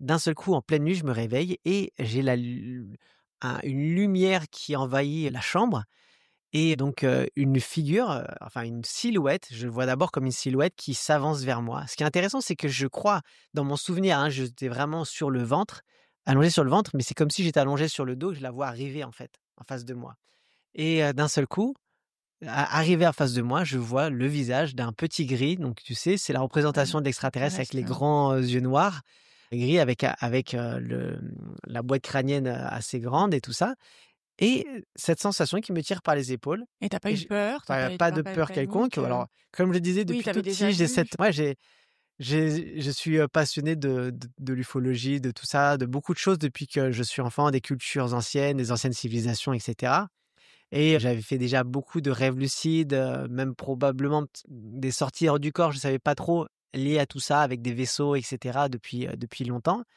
et ces êtres également dans les rêves que je voyais de temps en temps. Mais là, je fais l'expérience dans ce cadre-là, spécifique, et c'était une expérience vraiment aussi forte parce que devant lui, curieusement, la première chose qui me vient à l'esprit, bien que je sois totalement conscient de ce que je suis en train de vivre, et là, c'est comme si je l'avais prémédité, alors que aujourd'hui, je trouve ça encore bizarre, c'est que je lui dis: «Merci mon frère». C'est vraiment d'un point de vue télépathique, hein, on communiquait télépathiquement, et ensuite j'ai avancé sur mon plan d'action et il a disparu d'un coup, quoi. Il t'a pas dit: «Salut mon frère». Il t'a pas Bah, il y avait une répondu? reconnaissance, en fait, Ouais, ouais. en tout cas, c'est ce que je ressentais à travers, c'est comme si c'était un frère, Mmh. voilà. Donc Après, est-ce que, encore une fois, c'est une projection de choses on me dit souvent dans le quotidien, «Tu viens pas d'ici» et cetera, «Tu un extraterrestre», parce que peut-être qu'avec mes frères, ouais, il y a plusieurs choses on fait pas forcément comme tout le monde. Surtout plus jeune, je veux dire, à l'époque, où on va en soirée. Alors moi, j'allais aussi dans des soirées, mais je bois pas, je fume pas, enfin, il y a beaucoup de choses comme ça. Je m'intéresse à la spiritualité depuis que je suis enfant. un petit peu à part, donc Voilà, voilà. voilà, on va dire Ouais. que c'est plus à ce niveau-là, quoi. Mmh. Mmh. Et aussi, dans ton plan d'action, des fois, par exemple, tu t'es mis dans l'idée d'aller, communiquer avec la mère, d'une amie qui était, décédée, Mmh. et tu as Oui. réussi. Oui, à pouvoir avoir des informations. Alors c'est des choses que j'ai fait quelques fois, mais au début, notamment dans toutes les phases d'expérience, d'expérimentation, et que j'ai arrêté, globalement de faire parce que on allait vite me demander, enfin, c'est ce qui se passe encore. Dès qu'on entend ça, on me demande souvent: «Tu peux le faire?» Ouais, J'ai énormément de messages aujourd'hui, je l'ai mentionné dans le livre, donc j'ai des messages de personnes qui disent: «Est-ce que vous pourrez m'aider à avoir l'information pour ci, pour ça?» et cetera. même pour des Mais chiens décédés, voilà, ouais. et cetera. Mmh. Donc là, dans le cas de figure, c'est donc la maman donc d'une amie qui, pareil, vit, cette expérience, et j'ai obtenu des informations par rapport, au décès notamment de son enfant. Bon, il semblerait qu'il y avait, de la magie noire. J'ai trouvé cette information un peu forte, quand j'ai vécu cette sortie hors du corps, mais je me suis dit, toujours, «Bah, je dois retranscrire tel que je l'ai eu, quoi», et effectivement, en parlant, c'était un des soupçons qu'avait, cette femme. Voilà, et elle me dit: «Effectivement, ça correspondrait totalement», moi, j'avais aucune, je ne savais même pas, en fait, la cause du décès ou quoi que ce soit, hein, de ces Ouais. enfants. Donc Tu pouvais pas le voilà, de il ouais. avait mis fin à ses jours presque du jour au lendemain, il avait changé en très peu de temps, comme s'il y avait en quelque sorte une lourdeur chez lui, une ombre, qui s'était installée chez lui, quoi. Enfin voilà, c'était, curieux. Mais bon, moi j'avais pas ces données, on m'avait rien dit de tout ça, mais encore une fois, voilà, toujours après des fois à prendre avec des pincettes les informations qu'on va avoir, parce que c'est des informations qui vont nous aider dans notre processus d'évolution. Mais dans le processus d'évolution, certains vont avoir des informations plus factuelles et d'autres des informations plus symboliques. On sait aussi que même le champ des possibles peut être ouvert devant nous. Moi, je crois beaucoup aussi au libre arbitre, même si quelque part on a une destinée à suivre. Oui, C'est tu comme dis s'il y un avait des passages probable obligés. futur. Voilà. Voilà. Oui, c'est comme si, quelque part dans notre cheminement, il y avait des choses qui étaient peut-être programmées, effectivement, auxquelles on Mmh. peut pas échapper. Mais malgré tout, dans ce cheminement, bah, on peut prendre, plein de voies, et ça, c'est là que s'installe le libre arbitre. Je trouve que le libre arbitre a sa place aussi dans cette explication, et c'est pour ça qu'effectivement, même quand on a ce type d'infos, toujours savoir ce qu'on va en faire. On n'est pas obligé de se dire, d'adopter, le costume fataliste voilà, de se dire que tout ce qui arrive, une fois que c'est dit, c'est acté et on peut rien changer de tout ça. Mmh. Après, c'est des fois d'avoir des rêves prémonitoires, ça permet, voilà, d'éviter quelques problèmes. Ouais, Mmh. exactement, effectivement, parce que Mmh. ça aussi, pareil, on dit: «Mais qu'est-ce que je peux faire de telle ou telle prémonition?» Parce qu'effectivement, je parle aussi dans le livre, de la prémonition avec les pots de Nutella que je vois dans le supermarché. Ah oui. Je me retrouve en sortir du corps dans le supermarché, je vois, des gens qui se battent pour les pots de Nutella, et je me souviens même, au petit matin, dire à mes frères: «Si j'en avais un dans le placard, je crois que je me le descendrais». Ça m'est donné envie, et en fait, 3 jours après, je vois sur les réseaux sociaux, en fait, que, la marque de pâte à tartiner a fait, justement cette grosse promotion et que les gens se battent pour des pots de Nutella. Alors qu'est-ce que je vais faire de cette prémonition? En fait, c'est encore une fois, on est comme des antennes, on capte de l'information. Il est plus simple peut-être aussi chez plus de personnes de capter de l'information liée à la conscience collective. Mmh. Donc ce genre d'informations, comme les attentats également, des grosses catastrophes naturelles qui vont impacter énormément de personnes, qui fait que beaucoup de personnes rentrent dans une émotion commune et ça nourrit une forme d'égrégore. Mmh. Donc on se connecte plus facilement, du moins dans ce futur proche, à l'antenne que l'on est, à cette information. C'est comme si on se connectait effectivement à ce futur potentiel, mais comme il est vraiment très proche, il est sur le point, en quelque sorte, de se réaliser. Et effectivement, la probabilité de prémonition, à ce moment-là, elle est forte. Maintenant, il y a des prémonitions, et ça existe. Moi, ça m'est arrivé aussi, quelques fois, d'avoir les prémonitions qui nous sont propres, comme le décès de mon grand-père, et cetera. Ça peut arriver hors état de phase, donc dans des rêves très forts également, et ça, on le sait aujourd'hui. Dans certains cas de figure, certains arrivent à influencer pour empêcher que ça arrive. Moi, j'ai ma compagne qui me racontait, à un moment donné, d'avoir eu ces prémonitions très fortes d'un accident qui allait avoir lieu sur l'autoroute, et elle a prétexté, en fait, avant de sortir de la soirée chez ses amis avec ses amis pour aller Mmh. en soirée, elle a prétexté qu'elle vivait un malaise, qu'elle était malade, pour partir plus tard, et ils sont partis avec 5-10 minutes. Quand elle a senti que c'était passé, et ils sont retrouvés sur l'autoroute, il y avait au moins une vingtaine de voitures accidentées. Ouais. À ce moment-là, il y avait zéro secours, donc ça veut dire très vraisemblablement que si on calcule à peu près, le moment où avait eu lieu l'accident, qu'elles auraient pu se retrouver là. Ouais. Donc elle estime aujourd'hui que clairement, elle a été, peu importe de quelle manière, est-ce que c'est une information qu'on lui a donnée? Est-ce que c'est des guides, des protecteurs qui lui ont donné cette info? Mais elle a ressenti de cette manière, et en l'occurrence, pour elle, elle a vraiment désamorcé ça. Oui, parce que les sorties hors du corps, ça permet aussi d'augmenter son intuition et tu peux aussi émettre l'intention dans ton plan d'action de dire: «Je vais aller voir mon guide, il va répondre à ma question. Donc ça permet aussi, tout ça. Oui, en fait, on peut avoir plein d'informations, mais c'est le propre des états modifiés de conscience, que l'on soit en train de méditer, qu'on fasse une séance d'auto-hypnose et cetera ou une hypnose, transpersonnelle comme j'en donne également, pour, connecter à d'autres vies. Globalement, on connecte à ce type d'informations. Cette gymnastique de la conscience va nous aider naturellement et ça, on le remarque chez beaucoup de personnes, de plus en plus à développer, notre intuition. Du moins, à être en connexion avec ce message profond de ce que j'appelle la conscience supérieure. C'est, une part de nous, c'est la part la plus, sage, la plus évoluée de notre être. Cette petite voix à laquelle on donne pas forcément suffisamment d'importance des fois dans le quotidien, mais elle Mmh. est toujours là et souvent c'est, nos peurs et cetera qui vont nous empêcher de l'écouter vraiment, ce genre de choses. Donc normalement, je dis pas systématiquement, mais l'habitude d'entrer dans ces états si on fait le bénéfice de ce que peuvent apporter ces états, c'est-à-dire également de se guérir, en quelque sorte de bénéficier de l'aspect thérapeutique d'entrer dans un état méditatif, on va pouvoir au fur et à mesure, s'aligner avec les messages de notre âme et s'aligner donc avec ce que l'on perçoit aussi du monde. Parce on ne voit pas par le prisme de la peur et cetera, mais de plus en plus par le prisme de l'amour. Sachant que selon moi, encore une fois, ça ne reste que ma vision des choses, on est des êtres d'amour, des êtres de lumière, quoi.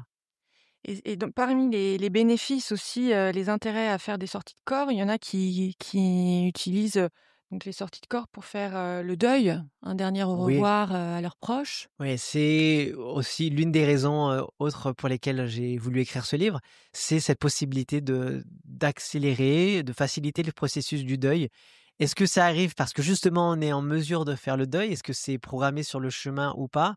Toujours est-il qu'on remarque que derrière, après avoir vécu cette expérience, après avoir reçu une dernière étreinte de cet être parti parfois trop vite ou d'avoir pu lui dire une dernière fois: «Je t'aime» ou au contraire, d'avoir entendu de sa part un «je t'aime» qu'il nous a jamais prononcé de son vivant, c'est quelque chose, de profondément, libérateur et donc derrière, j'ai effectivement, moi en l'occurrence, ces expériences ont commencé après le décès de ma grand-mère que je voyais dans des rêves, des cauchemars, je dirais même à ce moment-là, où elle sautait systématiquement depuis le deuxième étage pour me rejoindre pour jouer et je la retrouvais soit, morte ou en chaise roulante. Jusqu'au moment où je fais cette, prémonition dans cet état de phase du décès de mon grand-père, mais plus tard, quelques années après et cette fois-ci, je suis en paix. C'est-à-dire que je le vois en paix, qui dit au revoir à mon père, mon oncle et ma tante et je vois mon père, mon oncle et ma tante aussi en paix également au moment où il part et cet au revoir qu'il me fait à ce moment-là, ce qui est surtout fort, c'est que quelques jours après, je vois cette voiture de lumière qui passe devant chez moi, donc je suis dans cet état de phase et j'y retrouve mon grand-père, mais également ma grand-mère que j'avais laissée quelques années plus tôt toujours dans ces expériences un peu délicates où, les 2 me saluaient pour me dire: «Tout va bien» et vraiment, Ouais, c'est un c'est à soulagement. partir de là, en fait, déjà une chose que j'ai pas mentionnée, c'est que déjà plus tôt, avec toutes les expériences de néant absolu, de paralysie du sommeil et cetera, ces épisodes ont cessé un jour où justement il devait être 11 heures du soir ou autre. J'avais vécu l'une de ces expériences et j'ai été dans la chambre de mes parents qui ne dormaient pas encore et mon père m'a donné une belle explication. Je lui dis: «Mais elle est où mamie?» C'est la première question qui est venue et il m'a donné une belle vision des choses, de ce qu'était la vie après la mort et cetera. Il m'a dit qu'elle continuait de vivre dans nos cœurs, que je pouvais lui parler et cetera et très vraisemblablement, ça m'a totalement apaisé parce que toutes ces expériences traumatisantes que je vivais à l'époque ont cessé. La paralysie du sommeil et ce néant absolu. Comme quoi, il s'agit Travail sur toujours d'un l'inconscient. travail voilà, exactement, sur notre perception de la peur. La peur vient influencer les choses et il m'a donné ce message très beau finalement, un message d'amour. Cette notion qu'elle était dans mon cœur, qui est aussi le siège aussi de l'amour quelque part, encore une fois, qui fait qu'à un moment donné, je me suis libéré de quelque chose. Donc ensuite, en rêve lucide de les voir justement, dans cette voiture de lumière me dire que tout allait bien, toutes les peurs progressivement sautent et notamment cette peur de la mort. Mmh. Aujourd'hui, d'un point de vue conscient, je ne dirais pas qu'il reste rien d'un point de vue inconscient, mais du moins déjà d'un point de vue conscient, je peux affirmer que je n'ai plus peur de la mort. Ouais, et pour toi, qu'est-ce qui se passe donc, c'est le même monde où on va aller après, Par après la rapport vie? à, tu veux Par dire par rapport rapport au au plan de l'astral et cetera?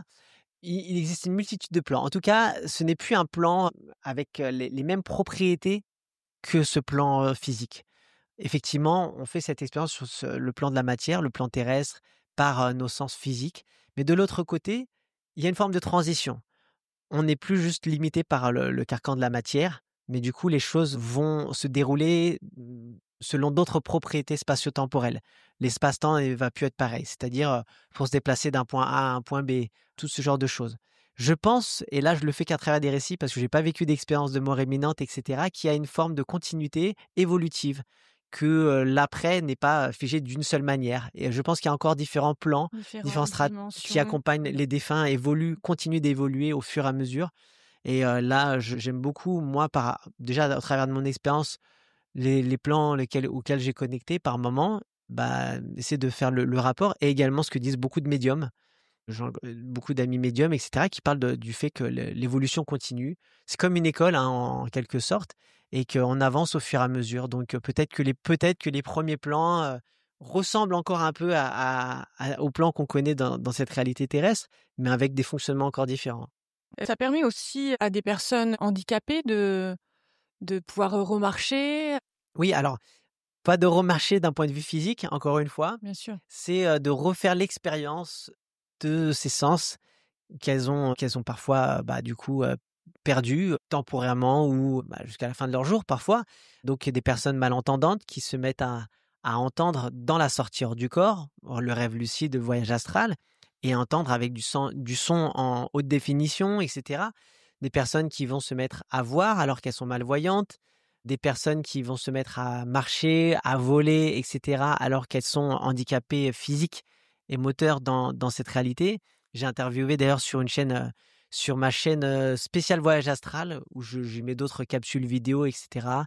Donc j'ai interviewé une personne qui souffre de sclérose en plaques, David, que je salue s'il écoute d'ailleurs, et qui, justement depuis de nombreuses années maintenant, en fait, ne peut plus marcher. Et il a fait, lors de sa première sortie, donc en voyant donc les premières vidéos de la formation en ligne, que j'ai mis à disposition, il a dit: «Mais c'est ça en fait, mais c'est simple!» Et du coup, dès le premier soir, il a vécu, des sorties et notamment il s'est retrouvé, debout dans son salon, alors qu'il avait pu faire l'expérience de ça depuis de nombreuses années, quoi. Incroyable. Mmh. Ouais. Oui, ça permet aussi sur le mental de traiter des phobies, de la claustrophobie. Mmh.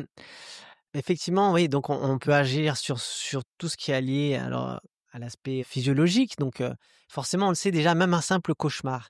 On vit, une course-poursuite dans un cauchemar. On sait que quand on revient de ce cauchemar, on a le cœur qui bat plus vite et des fois on est en sueur. Donc on voit déjà que d'un point de vue physiologique, il y a des processus naturels qui correspondent à l'imagerie, à ce qu'on a vécu, d'un point de vue de l'expérience, hein.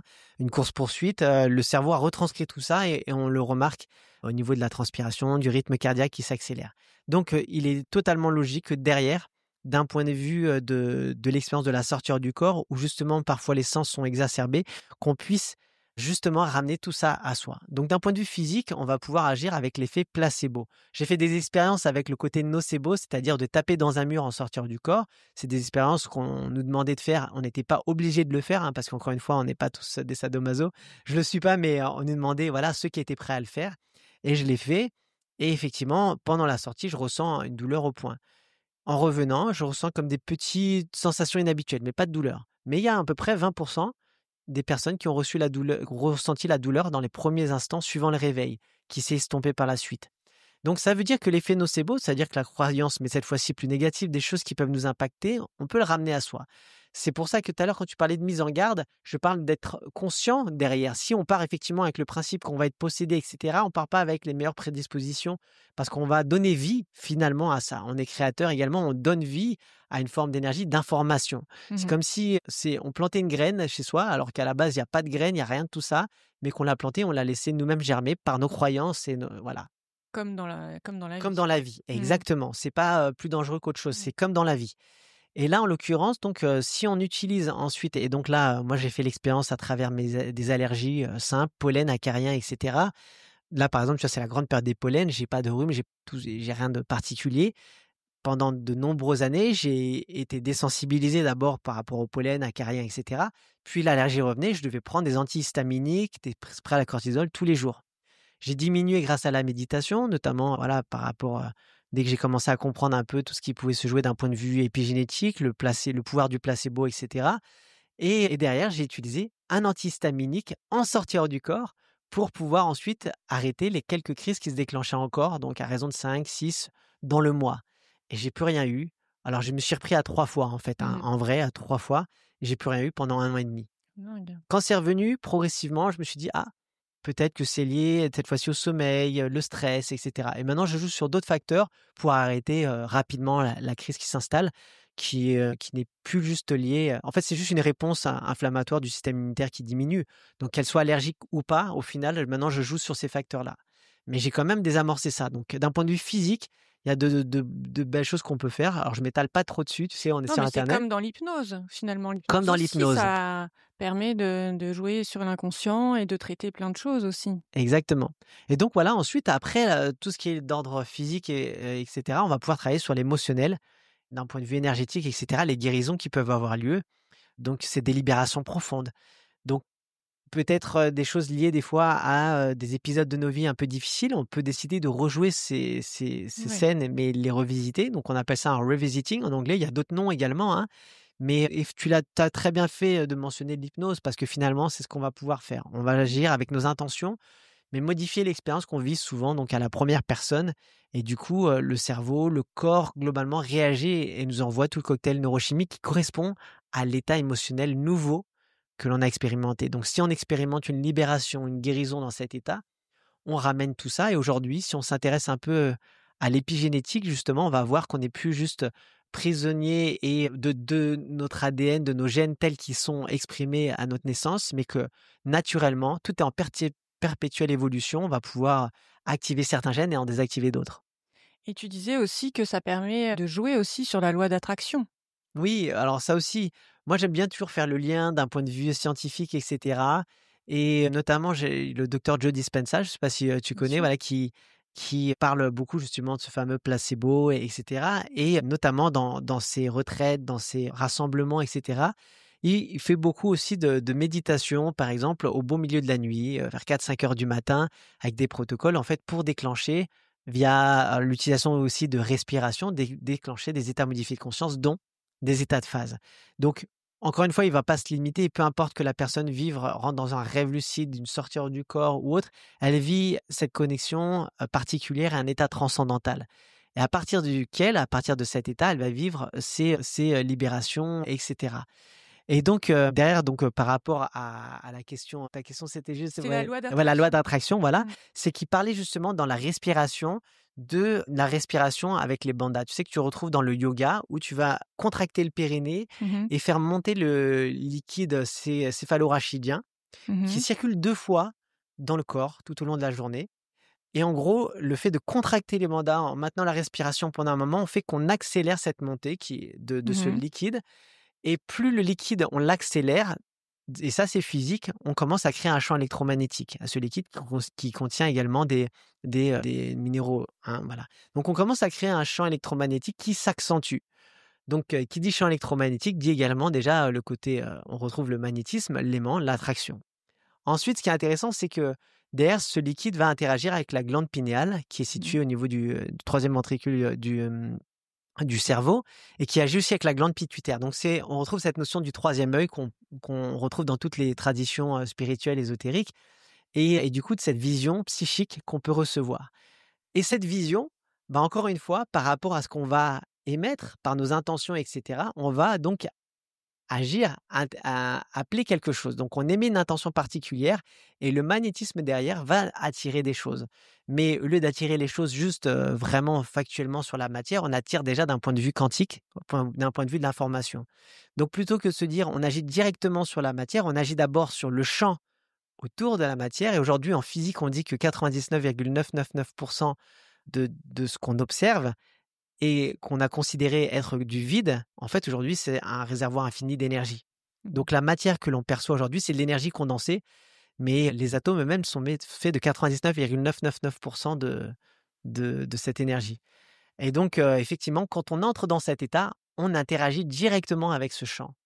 On vient réinformer les cellules, on vient travailler sur tout ça, et après, il faut un certain temps physique, pour le coup, pour que ces choses se manifestent dans la réalité. Ah, c'est une belle explication, scientifique.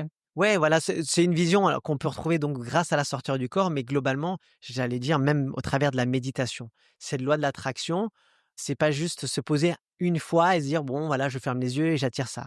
Il y a des choses qui rendent la pratique plus puissante, comme entrer dans un état méditatif plus profond encore, où on perd cette notion du temps et de l'espace, qui fait qu'au niveau cérébral, on observerait plus des ondes θ justement et qui nous montre qu'à un moment donné, bah, on est plus en interaction encore avec ce champ, Mmh. en conscience et qu'on va vraiment plus pouvoir changer cette information.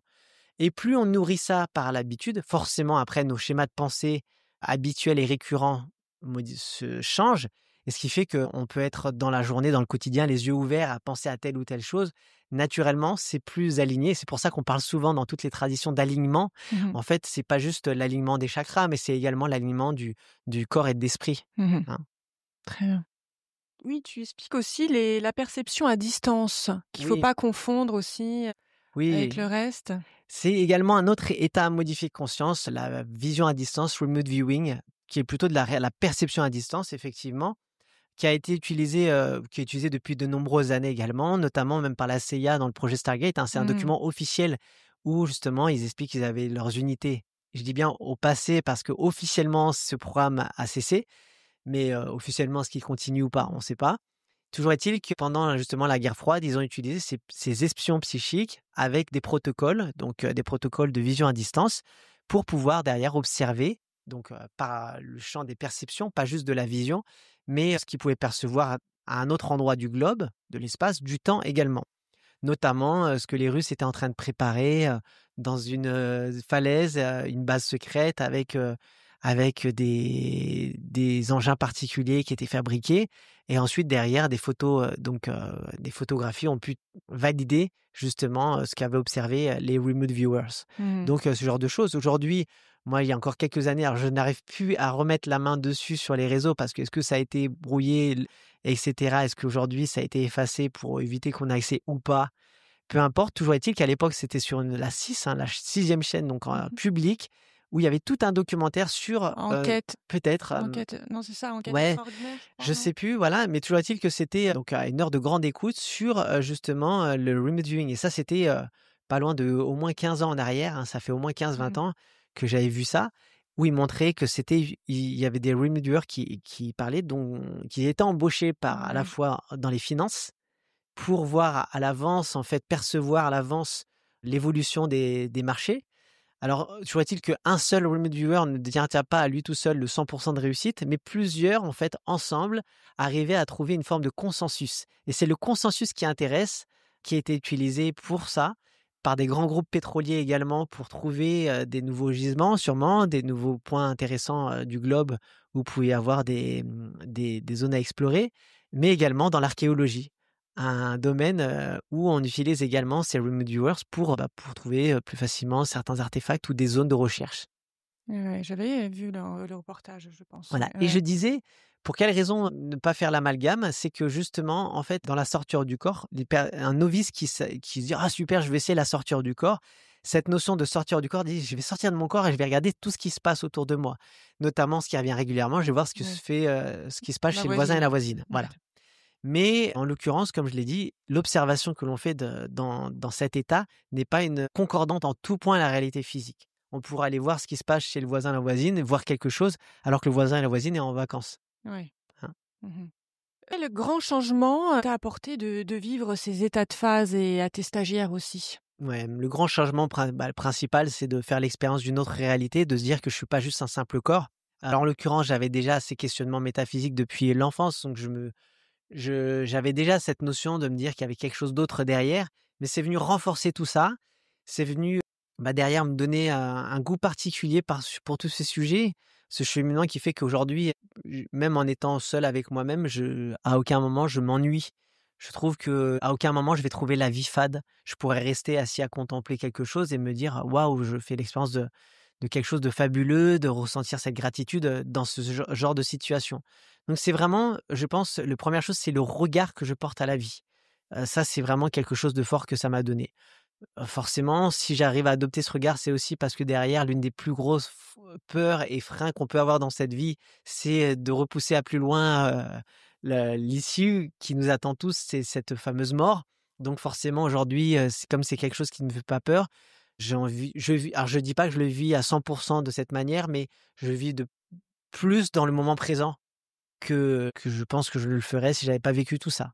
Ensuite, forcément, bah, par rapport à des stagiaires également, c'est je l'ai dit tout à l'heure, début d'éveil, de cheminement, spirituel et une fois de plus, bah, c'est des prises de conscience qui vont nous aider dans le quotidien. Donc, De prendre du recul voilà, peut-être prendre du aussi? recul sur certaines situations, parfois aussi des choses qui ne peuvent pas paraître forcément agréables sur le coup, c'est de se dire: «Bon, en fait, je suis pas à ma place dans ce que je suis en train de faire, à la fois professionnellement, à la fois, dans mon couple». C'est des fois, c'est des dures réalités à accepter parce que des fois, il y a des problèmes qui s'installent dans un couple et qui nous montrent très tôt, en fait, que Mmh. ça ne marche pas et on attend de nombreuses années pour ensuite, bah, arrêter la relation. Mmh. Encore une fois, il y a pas de jugement selon moi à avoir parce qu'en fait, tout chemin est juste. Il y a pas d'échec, il y a que des occasions de grandir et apprendre. Donc si on en est, je dis n'importe quoi, 20 ans après, à la fin d'une relation, à se dire: «Bah, j'ai attendu tout ce temps pour me séparer», c'est qu'il fallait attendre ce temps.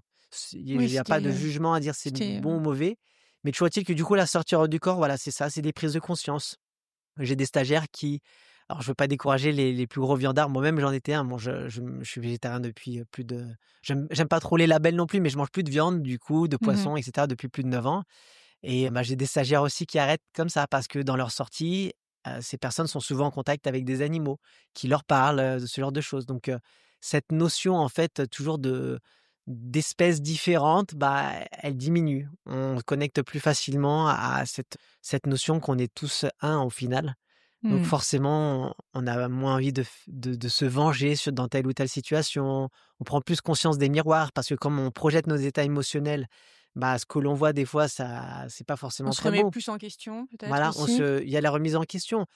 Après, une fois de plus, il y a l'outil et ce qu'on en fait. Donc, Mmh. c'est sûr que si on pratique comme ça dans son côté et qu'on arrive à développer le bon sens, en fait, quelque part, encore, qu'est-ce que le bon sens? Ça reste encore très subjectif, mais on évolue d'une certaine manière qui va nous aider, dans le processus évolutif et à contrario, si parfois les motivations sont juste liées à l'ego, c'est-à-dire, voir ce que fait le voisin, la voisine, je veux gagner au loto et Mmh. cetera. En général, ces personnes abandonnent plus vite. Ouais. Elles abandonnent plus vite la pratique parce qu'après quelques sorties super cool au début, bon, bah, les numéros de loto, j'essaie de les jouer, j'ai pas gagné, bon, bah et je dis pas que c'est pas possible, hein, mais il y a eu l'expérience qu'on a faite dans le programme de recherche où personne n'a réussi à gagner. Ça ne veut pas dire que c'est pas possible, mais encore une fois, si les motivations sont de cet ordre, bah, en général, on arrête la Ouais. pratique, assez vite. On dit: «Oh c'était marrant», mais rien de plus, quoi. Ah oui. Et quelle rencontre incroyable en dehors, bah, des extraterrestres, ce qui est déjà incroyable, mais quel être tu rencontres en voyage astral? Ouais, pendant longtemps au début, bah, pareil, est-ce que c'est encore une fois lié à l'ego? Mais dès que je voyais une figure, plus religieuse, comme, la Vierge Marie ou une lumière où je pouvais associer à l'énergie christique, comme le Christ ou des choses comme ça, ou une divinité hindoue. Dernièrement, ma mère est de l'île de Bali, j'ai vu une divinité, un homme serpent, enfin un dieu serpent plutôt, le Naga, ou des choses comme ça. Bon, c'est toujours marrant au début, on se dit: «Waouh!» mais aujourd'hui, je me détache de ça. C'est juste plus des archétypes selon moi, mais et encore une fois, chacun doit se faire son avis sur ce qu'il est en train de vivre. Toujours est-il qu'aujourd'hui, maintenant, même des fois, ce que je fais, c'est que dès que je me réveille, je cherche même pas toujours des fois à cheminer. Si j'ai une vraie question, je la pose là, au moment du réveil. Parce que si je suis déjà dans l'état de phase, j'ai pas besoin de m'aventurer X temps, en fait, dans l'expérience pour avoir une information. Je peux la poser dès le début et avoir une information. Et en l'occurrence, j'accueille du coup toutes les manières de cette information pour elle me parvienne. Donc, ça peut être à un moment donné, un animal totem qui arrive, comme la dernière fois, une panthère noire qui est arrivée. C'est la première fois que je voyais cette panthère noire, c'était mon animal totem. Bon, ensuite, j'ai des êtres de l'espace, des géants, j'ai eu aussi c'est des comme des titans, tu sais, voilà, ce genre de choses qui arrivaient, notamment Atlas, tu vois? C'est quelque chose qui m'a suivi à un moment donné, je voyais des Atlas partout. Mais on était un petit groupe, en fait, d'amis à voir Atlas partout. Alors, tu sais, c'est le fameux truc où tu sais quand tu commences à le mentionner, tout le monde le voit, sauf que là, c'est dès Mmh. qu'un l'a mentionné que on se rendait compte que tout le monde en faisait l'expérience sans s'être consulté. Donc là, il y avait quelque chose à chercher et en sortir du corps, je me dis: «Bon, bah, moi, je vais essayer d'explorer» et je tombe sur une tortue, géante, quoi. Bon, tortue géante, OK, bon, elle est là et pareil, comme quoi des fois, il y a le mental qui interfère. Bon, j'ai pas le code, le mental essaye de classifier par rapport à ce qu'il connaît. Bon, Jusqu'alors, il y a rien de particulier. Je reviens à moi et puis je cherche sur internet tortue géante et le nom latin pour ces espèces, c'est Atlas nin nin nin. Donc, encore il y avait l'histoire d'Atlas Ouais, c'est bon.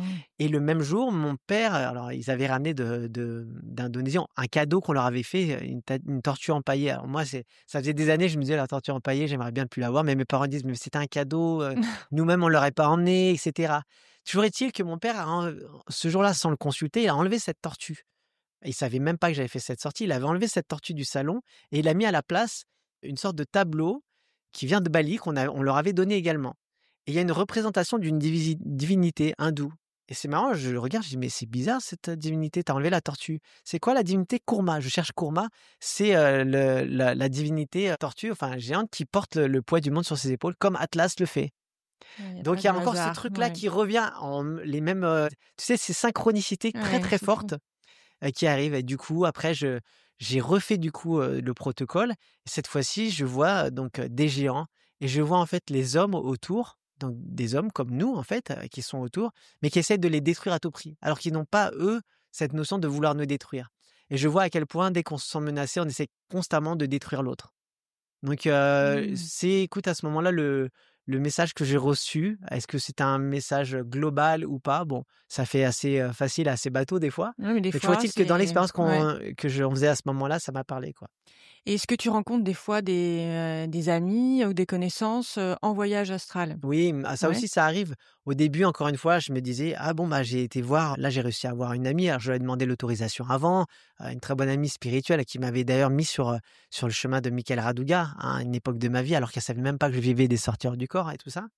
Et bon, pour moi, mon but, c'était de relater de l'échange qu'on avait et voir si elle se souvenait de tout ça. Mmh Bon, mh. ça, c'est l'expérience classique qu'on nous demande toujours de faire pour vérifier si c'est vrai ou pas. Bah, elle se souvenait pas du tout de tout ce que j'avais dit et cetera. Est-ce Mmh. que ça veut dire pour autant que j'avais pas vécu une sortie? C'est là, par la suite, Ouais. que j'ai commencé à comprendre que tout ce qu'on observait dans ces états n'était pas lié à la réalité forcément physique et même si c'est d'un point de vue juste, informationnel, il y a des choses qu'on a intégrées dans notre esprit conscient et d'autres qui sont dans le subconscient et qui sont cachées, dont on n'a pas accès. Donc peut-être que je connecte à tel ou tel ami ou à tel membre de ma famille et peut-être pas. Mmh. Autre chose, c'est que pendant longtemps, j'entendais des histoires où ces êtres qu'on rencontre, c'est le plan des défunts. Mais d'un seul coup, à un moment dans les sorties, je vois mon père, mais mon père est bel et bien vivant. Mmh. Donc pourquoi je le vois? Alors des fois, c'est arrivé, une fois je l'ai vu, je le voyais malade avec un rhume en sortir du corps. Le lendemain matin, il me dit qu'il a un rhume de lui-même. Bon, des petites choses comme ça. Mmh. Mais et parfois donc des messages, plus forts, plus profonds, plus impactants et je me dis: «Bon, je pense aujourd'hui que le message me parvient mieux parce qu'on m'a présenté cette figure du père, à un moment qui me donne un message, plutôt que si c'était une personne lambda que je ne connais pas». Mmh. Donc aujourd'hui, c'est pour ça que je mets un bémol par rapport à tout ça. Je ne dis pas forcément que un ami que je vais voir en sortir du corps ou un proche de ma famille est forcément cet être-là. D'accord. Aujourd'hui, je vais m'intéresser et même si c'est un défunt, hein, d'ailleurs, hein, aujourd'hui, même si c'est un défunt, je veux surtout m'intéresser au côté impactant que ça a sur moi, au Au message, message que voilà. ça Voilà, le côté impactant. mmh mh. C'est-à-dire que quand on est en sortie hors du corps, si je reçois un message et que ça me traverse, que ça me libère émotionnellement, d'ailleurs, je ne peux pas le nier, je ne l'ai pas contrôlé. C'est pas quelque chose qui se contrôle d'avoir l'émotion. Mmh. L'émotion arrive, elle est là et elle nous traverse d'un coup, quoi. Et est-ce que les gens qui sont pas très ancrés ou est-ce que les gens qui sont hypersensibles vont être plus amenés à faire des sorties hors du corps ou? C'est dur de l'exprimer. Souvent, on remarque encore que les sorties non choisies, non délibérées, les prémices, les premières, souvent liées, comme je le disais, à des états, émotionnels particuliers, des micro-traumatismes. Mais parfois même, je pense que quand je parle de micro-traumatisme, ça peut même être, dans la vie intra-utérine ou autre chose où il y a juste une, dispute entre les parents, très forte certes, mais alors que dans le couple, ça va très bien. Mmh mh. C'est juste une dispute qui arrive, on le sait, et qui est vécue déjà en bas âge. Par exemple, l'enfant, très, très vite, va assister à cette dispute et il va l'enregistrer comme un micro-traumatisme, par exemple. Mmh. Ça a pas besoin d'être quelque chose de très, très violent, systématiquement. Mais déjà ça, c'est le genre de choses qui peuvent potentiellement commencer à perturber des nuits, créer Mmh. des rêves, commencer à créer des monstres dans les rêves, ce genre de choses, des créatures, voilà.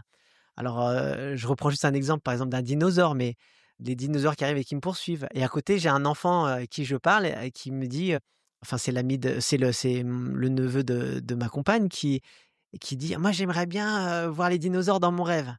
Bah, je lui ai dit: «Bah, si tu veux, tu peux voir les dinosaures dans ton rêve». Alors à côté, l'autre veut les fuir, lui, il veut les trouver et il les OK. a eus le matin et il les observait, totalement émerveillé, quoi. Bon, Mmh. encore une fois, quelle est la vision que le masque enfin, par lequel on va voir, en fait, le prisme sous lequel on va voir, ces choses-là, expérimenter ces choses-là qui influencent, nos expériences. Donc voilà, par rapport à tous ces états, c'est encore une fois la pratique que l'on va la manière d'aborder l'expérience, en fait, elle est avant tout déterminée par nos motivations profondes.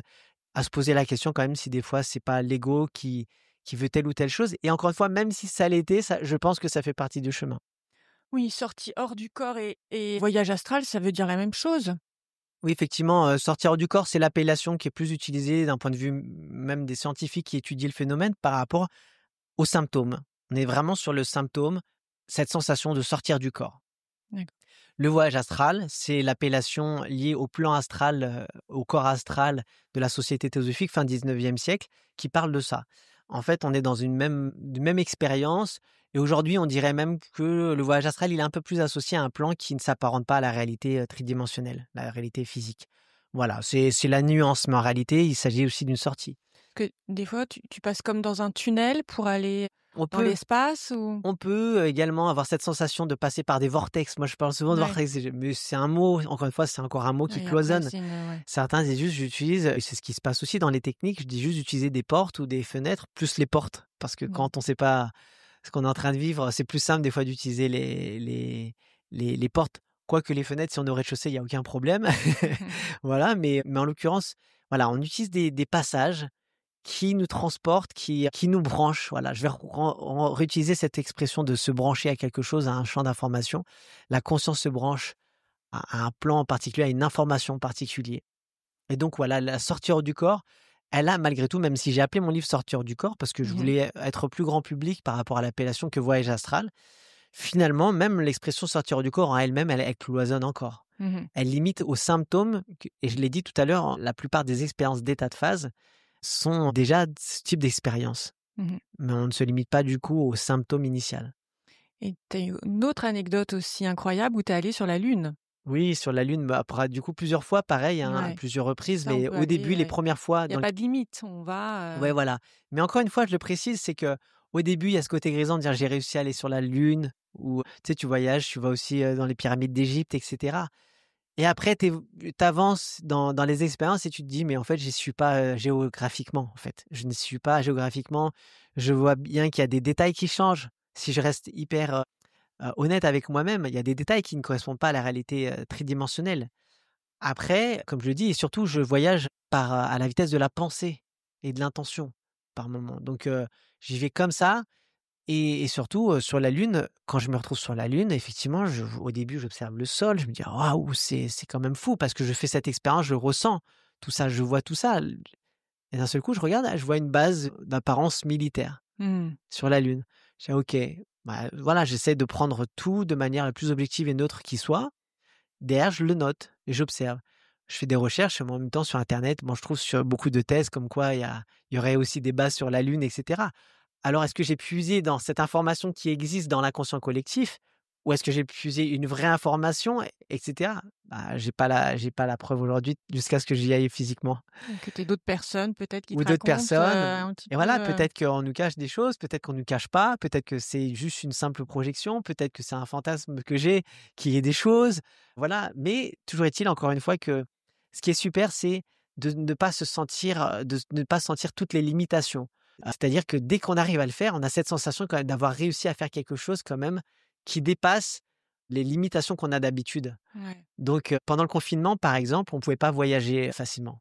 Donc tu vois, avec, la crise du covid, crise sanitaire, là derrière, il y a une agence de voyage qui met en place le passeport du rêve avec des techniques mises au point par un confrère international d'ailleurs aussi, pour pouvoir vivre ces états de phase, notamment par le biais du rêve lucide et du coup, les personnes voyageaient de cette manière. Mmh. Donc déjà, c'est de se libérer de certaines contraintes pour faire, ce type d'expérience et ça ne veut pas dire que en chemin, dans ce type d'expérience, on n'a pas nos limites.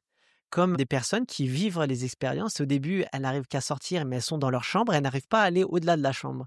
C'est indirectement déjà un message pour soi qu'on a des limites, des Mmh. peurs d'aller vers le nouveau, l'inconnu, la peur de l'inconnu.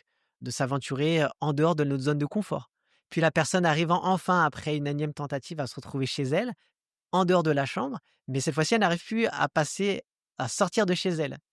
Encore une fois, ça n'a rien de géographique, mais toute la symbolique qui est liée à ça, elle est forte. Mmh. C'est-à-dire, pour l'instant, je n'arrive pas à sortir de ma zone de confort, tout simplement. J'ai encore énormément peur de ce qui m'attend de l'autre côté. Et les plus belles sensations en sortie hors du corps, c'est lesquelles? De voler, de traverser les murs? C'est Ouais, quoi le à chaque fois, en fait, tout est fabuleux parce qu'au début, les premières expériences, je les vivais à travers le rêve lucide, plus jeune. La sortir du corps, comme j'étais pas conscient au début, enfin, j'étais conscient d'être debout, enfin, j'avais l'impression d'être debout physiquement chez moi, Mmh. tu vois? Donc j'étais conscient de cheminer et cetera, mais quand je revenais, je me dis: «Mais qu'est-ce qui s'est passé?» Donc après, là, j'ai découvert que c'était des sortures du corps, mais si j'avais vu que c'était des sortures du corps à ce moment-là, ça aurait été complètement fou dans mon ressenti. Mmh. Ça l'était à mon retour, mais j'étais tellement en peur et en questionnement de ce que je vivais que j'arrivais pas à savourer, quoi. Voilà. Dès que j'ai commencé à le vivre consciemment, là, ça devient, c'est hyper grisant. On revient de l'expérience, on est totalement euphorique. La plupart des stagiaires qui vivent l'expérience, dès qu'ils racontent, ils ont des étoiles dans les yeux. Des fois, c'est juste passer la main à travers la porte, passer au travers, c'est génial. Puis se mettre à voler, on a tous à un moment donné, je pense avoir Oui. déjà eu, l'envie de pouvoir voler et là, on le ressent. On n'est pas juste limité par la gravité qui nous cloisonne au sol et là, on peut se mettre à voler. Dès que tout ce qu'on peut vivre, respirer sous l'eau, voilà et puis dès que tu rencontres juste un être de lumière, peu importe, Oui. Qui sa qui vraie il est, nature, mais mais ce qu'on ouais. ressent quand on Mmh. est dans cet amour, fort et inconditionnel, Ouais. on peut pas l'enlever, quoi. Donc il y a plein d'expériences qui sont très, très fortes. J'en aurais pas une comme ça forcément, mais des fois, j'aime bien revenir sur un épisode, toujours dans le cadre de recherche où on devait faire certaines choses et à un moment donné, même si on doit accomplir les objectifs, j'ai pas pu les accomplir parce que je me suis retrouvé donc dans cet état de phase, en plein safari en Afrique, devant, la faune, comme ça, des zèbres et cetera, des éléphants, et je me suis assis sur un rocher, juste à contempler la beauté de ce que je voyais devant moi, quoi, ce que j'avais sous, les yeux psychiques, quoi. Ouais. Et je savais que j'avais des choses à accomplir, on doit l'accomplir, mais à un moment donné, j'avais envie de vivre ce moment pleinement. Et c'est des fois et c'est ce qui fait qu'on souvent on dit: «Mais est-ce que vivre la sortie du corps, c'est pas suivre tout le temps la réalité physique?» Au contraire, quand on revient de l'expérience, ça nous donne la clé pour se dire que dans le quotidien, je veux faire l'expérience de ce genre de choses plus souvent. C'est-à-dire, plus souvent, si je suis assis dans la forêt ou autre, devant un beau paysage, plutôt que de me tourner vers mon téléphone systématiquement, chose qu'on fait, tous et moi y compris avec le travail des fois, régulièrement, des moments d'avoir cet éclair de lucidité, de conscience pour mettre ça de côté et se dire: «J'apprécie vraiment ce que je Ouais. vois». Le présent, chaque chose, en C'est fait. ça. Mmh. Mmh. Et tu parles d'un phénomène de shifting. Est-ce que tu Oui. peux, ouais, expliquer Le un petit peu? shifting, alors voilà, je voulais parler de shifting et j'en parle également dans les livres parce que, souvent on dit: «Oui, il faut beaucoup d'années d'expérience pour vivre, tout ça, il faut de la pratique». Alors qu'aujourd'hui, c'est ce que j'essaie de montrer justement que non, j'essaie de démystifier l'expérience. Bien sûr, je ne veux pas forcément dire que tout le monde doit vivre l'expérience, mais il y a aussi cette notion qui est c'est les générations qui m'ont précédé, qui ont mis beaucoup de peur par rapport à tout ça, justement, Ouais. hein, la peur de pas revenir, vous risquez de mourir, d'avoir des entités et cetera et je tenais à préciser qu'en fait, pendant que nous, on parle de tout ça, à côté, il y a toute une autre génération, les adolescents, qui notamment à l'époque du confinement, ont pratiqué le shifting et le shifting, ça a commencé sur TikTok Mmh. et ça a fait le tour de tous les réseaux sociaux ensuite, aussi bien YouTube, Instagram et tout ça, avec des millions, voire même des milliards de hashtags shifting, parce que la plupart des jeunes s'essayaient à cette pratique. En fait, ça a commencé initialement avec des protocoles qui ne sont rien d'autre que des protocoles pour entrer dans l'état de phase, parce qu'il y en a plusieurs manières de le faire. Donc avec des inductions, de l'auto-hypnose, et cetera, toujours avant de s'endormir, et cetera, pour shifter. Et to shift en anglais, c'est transiter. Donc le shifting, c'est transiter d'une réalité à une autre. Ce n'est rien d'autre que pratiquer l'état de phase, pratiquer sortir du corps ou rêve lucide. Les témoignages, c'est concordant, sauf qu'au début, les jeunes, pendant longtemps, croyaient que c'était que pour faire la même chose. Parce que le protocole Mmh. qui se transmettait, c'était pour aller à Poudlard, l'école des sorciers. Tu vois, voilà. Donc, au début, bon, mon protocole, je vais essayer d'aller à Poudlard. Jusqu'à ce que certains disent: «Mais vous avez compris, vous savez que vous pouvez aller autre part que Poudlard». Mmh. Donc ensuite, ça a été Star Wars. Après, il y a eu les mangas. Donc, aujourd'hui, la hype a un peu diminué, je pense, mais pendant longtemps, même j'ai des amis qui savaient que je parle de tout ça, que ça intéresse moyennement, Mmh. mais c'est leurs enfants qui d'un seul coup en me voyant me disent: «Mais c'est Romain Clément qui parle, de shifting». Et le père dit: Tu le connais déjà?» Enfin voilà. Ouais, Bah ils oui, sont bah bien sûr, voilà. plus Parce que ouverts. derrière, Mmh. ils sont déjà ouverts à tout ça. Mmh. D'un point de vue des ondes cérébrales, ils sont, alors plus ils sont jeunes, alors moi c'était plus des ados donc Mmh. c'est déjà l'âge de 7, 8 ans est passé, mais malgré tout, ils y arrivent assez facilement et ils n'ont pas toutes les croyances limitantes qu'on a nous. Mmh. C'est vrai. Ils n'ont pas eu toutes les peurs qui ont été mises en chemin sur la pratique et cetera et donc quand ils commencent à vivre ces expériences, je pense que s'il y avait eu des décès en masse, vu les millions de jeunes qui ont réussi à «shifter» entre guillemets, Mmh. s'il y avait eu des décès en masse par rapport à ça, je pense qu'on le saurait, on aurait entendu parler de ça. Oui, non, mais Mais voilà. ça, Par contre, et ça c'est j'en vrai, suis convaincue. il y avait des jeunes qui n'y arrivaient pas encore à le vivre et qui m'écrivaient parce que pendant cette période, anxiogène en fait, de la crise sanitaire, certains jeunes me disaient: «J'aimerais apprendre à shifter parce que j'aimerais savoir comment on fait pour y rester». Ah oui, Voilà, ça parce que c'est clairement, eux étaient dans une fuite. Alors ils n'arrivaient pas encore à vivre l'expérience. Voilà, c'est pour ça que j'ai commencé à ce moment-là donc à en faire un peu plus des vidéos pour expliquer en fait derrière il y a tout ce que l'on peut essayer de vivre quand on est dans tout ça et que c'est bien plus qu'un simple amusement, mmh. hein. Même si j'entends que voilà, certains ont envie de s'amuser, on peut, voilà, mais derrière, de prendre conscience de la portée de toute cette pratique Est-ce qu'il y a et des rassurer aussi. est-ce qu'il y a des contre-indications pour certaines personnes? Oui, les contre-indications, je voudrais dire, c'est celles déjà que dans le quotidien, consciemment, on ne voudrait pas s'imposer. Mmh. C'est-à-dire des situations qu'on ne voudrait pas s'imposer. Comme par exemple, je donne souvent l'exemple, on va dans un parc d'attractions, si on n'a pas envie de faire les montagnes russes, on ne va pas volontairement aller dans les montagnes russes, sauf si on a l'intention Mmh. de surmonter une peur. Mmh. C'est toujours notre intention initiale là, qui détermine ce qu'on va vivre. Et c'est le cas de figure par rapport aux phobies, les libérations émotionnelles qu'on peut vivre en sortir du corps. Si on a l'intention de faire face à ces fameux monstres, à nos peurs qui peuvent se matérialiser de X manière en fait en sortir du corps, et ben c'est là qu'on va vivre quelque chose de réellement transformateur et puissant. Mmh. Hein. Et donc là, en l'occurrence, les limitations, c'est pareil. C'est, si on a encore énormément de peur et qu'on le sent pas, bah, on le sent pas, on n'y va pas. Ou si on est somnambule, ça Voilà. aussi, Exactement, les somnambules aussi, mmh. c'est plus par rapport au fait que justement, il semblerait que c'est en lien également. Moi, j'ai vécu quelques crises de somnambulisme et potentiellement, notamment dans certaines étapes, on dit: «Bon, passer au travers de la porte et cetera, fenêtre et cetera». Donc moi, je dirais plus que si on a des doutes et qu'on a peur derrière de se défenestrer et cetera, même au contraire, presque le fait de prendre conscience qu'on est dans un rêve peut nous dire: «Ah, je suis en train de rêver, potentiellement, je suis debout physiquement dans ma chambre. Donc je ne fais rien, comme ça je ne risque rien». Donc il y a même des voies en fait Mmh. pour moi, peut-être même pour se débarrasser de ça, mais c'est juste que j'ai pas assez de données, j'ai pas assez de retours pour ça, pour, pouvoir, encourager tout le monde à le vivre.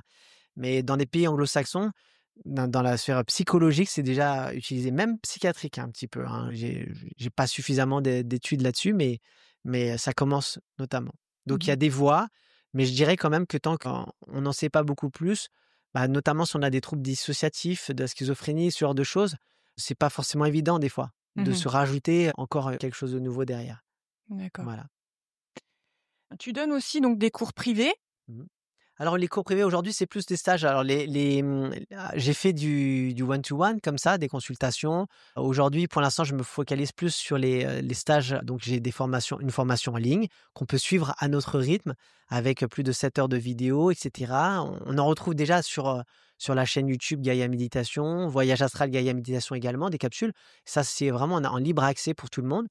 La formation en ligne, elle a été demandée par beaucoup de personnes pour avoir un cursus structuré et plus d'informations encore, donc il y a le double d'informations et derrière je me focalise également sur les stages en présentiel, Oui, parce que c'est beaucoup, des s'en demandent, quand même d'être en contact, en échange en fait pour pouvoir, pour vivre, cette pratique en étant plus serein. donc c'est des stages de 2 jours en 2 petits jours souvent, groupes? voilà. En Ouais. petit groupe, je fais ça en petit comité. Les prochains stages sont à Nice et à Lyon. Donc Lyon d'abord du 10 et 11 mai et à Nice le 30 mai et 31 mai pardon et 1er juin. Et on peut avoir toutes les informations sur On peut retrouver ça sur le site, gaiaméditation.com, dans la rubrique agenda. d'ailleurs sur YouTube aussi, tu fais la méthode 4-7-8 respiration pour s'endormir Mmh. et tu fais aussi des musiques comportant des battements binauraux Mmh. pour aider à rentrer en état de phase. Oui, c'est ça. Alors effectivement, c'est des outils qui initialement, on les a retrouvés avec les MiSync au Monroe Institute, en fait, des battements binauraux, une technologie particulière, donc utilisée dans le son, notamment pour, je rentre pas dans les détails techniques et compliqués, mais, Mmh. mais en gros, c'est pour générer, pour stimuler, pour accompagner la conscience vers un état modifié de conscience désiré. Donc, on a une forme de synchronisation des hémisphères cérébraux en fonction du battement binaural écouté. En l'occurrence, donc ces outils, je les implémente donc d'un point de vue plus expérimental pour la sortie hors du corps, parce qu'on peut arriver à le vivre, mais c'est pas systématique, c'est pas quelque chose que je peux promettre à 100%. Par contre, ce que l'on sait, et ça c'est ce qu'on observe très fréquemment et très facilement, c'est la transition vers l'état modifié de conscience en question. La difficulté par rapport à la sortie hors du corps, c'est que, je l'ai dit tout à l'heure, c'est une forme de grand écart de la conscience où on retrouve plein dans les différentes zones cérébrales avec des fonctionnements très particuliers qu'on a encore du mal à cerner pleinement. Donc créer un audio qui comporte tout ça, c'est très dur. Ouais. Par contre, aller vers l'état méditatif des ondes θ que j'ai parlé tout à l'heure, l'auto-hypnose de l'imaginaire, il est très facile du coup d'implémenter dans une musique un battement binaural pour induire des ondes θ. Donc en gros, c'est une forme de battement fantôme que l'on perçoit dans l'audio avec des écouteurs qui correspond, ce battement à la fréquence, à des fréquences qui correspondent aux ondes θ. C'est ce qu'utilisent les chamans, notamment avec les tambours chamaniques. Ils utilisent normalement, le battement se fait à une certaine fréquence qui accompagne, donc pour nous induire des ondes θ. Les clochettes dans certains temples, les prêtres qui utilisent des clochettes à un rythme normalement particulier, Mmh. c'est toujours dans le but de nous faire rentrer dans des états modifiés de conscience particuliers.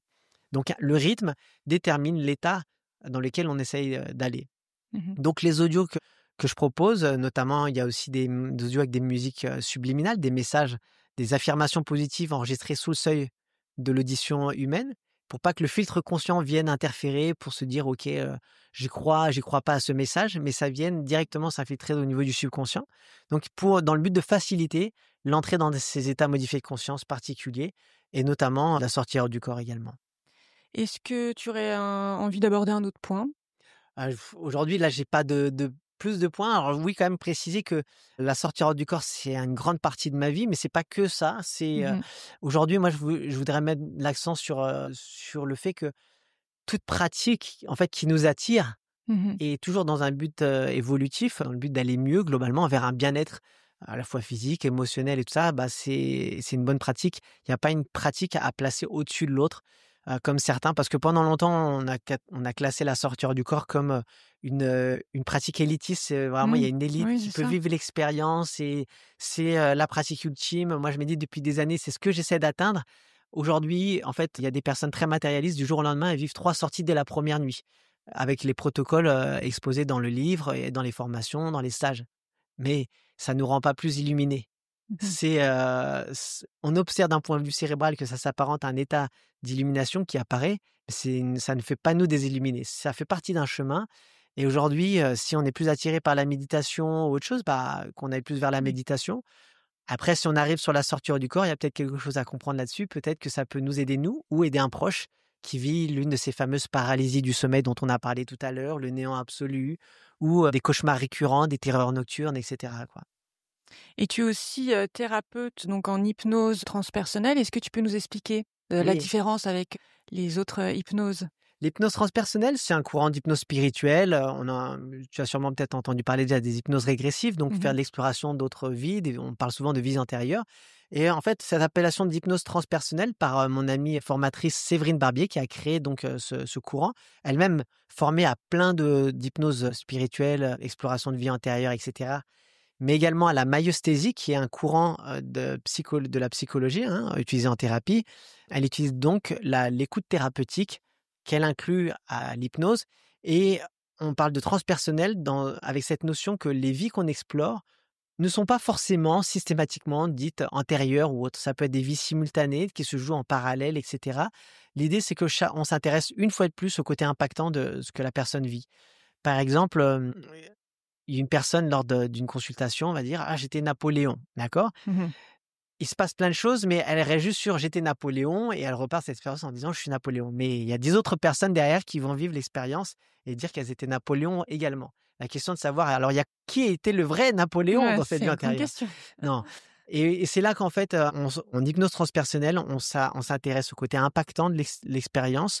Si la personne a envie de dire qu'elle est dans une exploration de sa psyché, c'est très bien. Si elle dit: «J'étais dans une exploration de vie antérieure», d'une vie antérieure, bah, c'est très bien et cetera.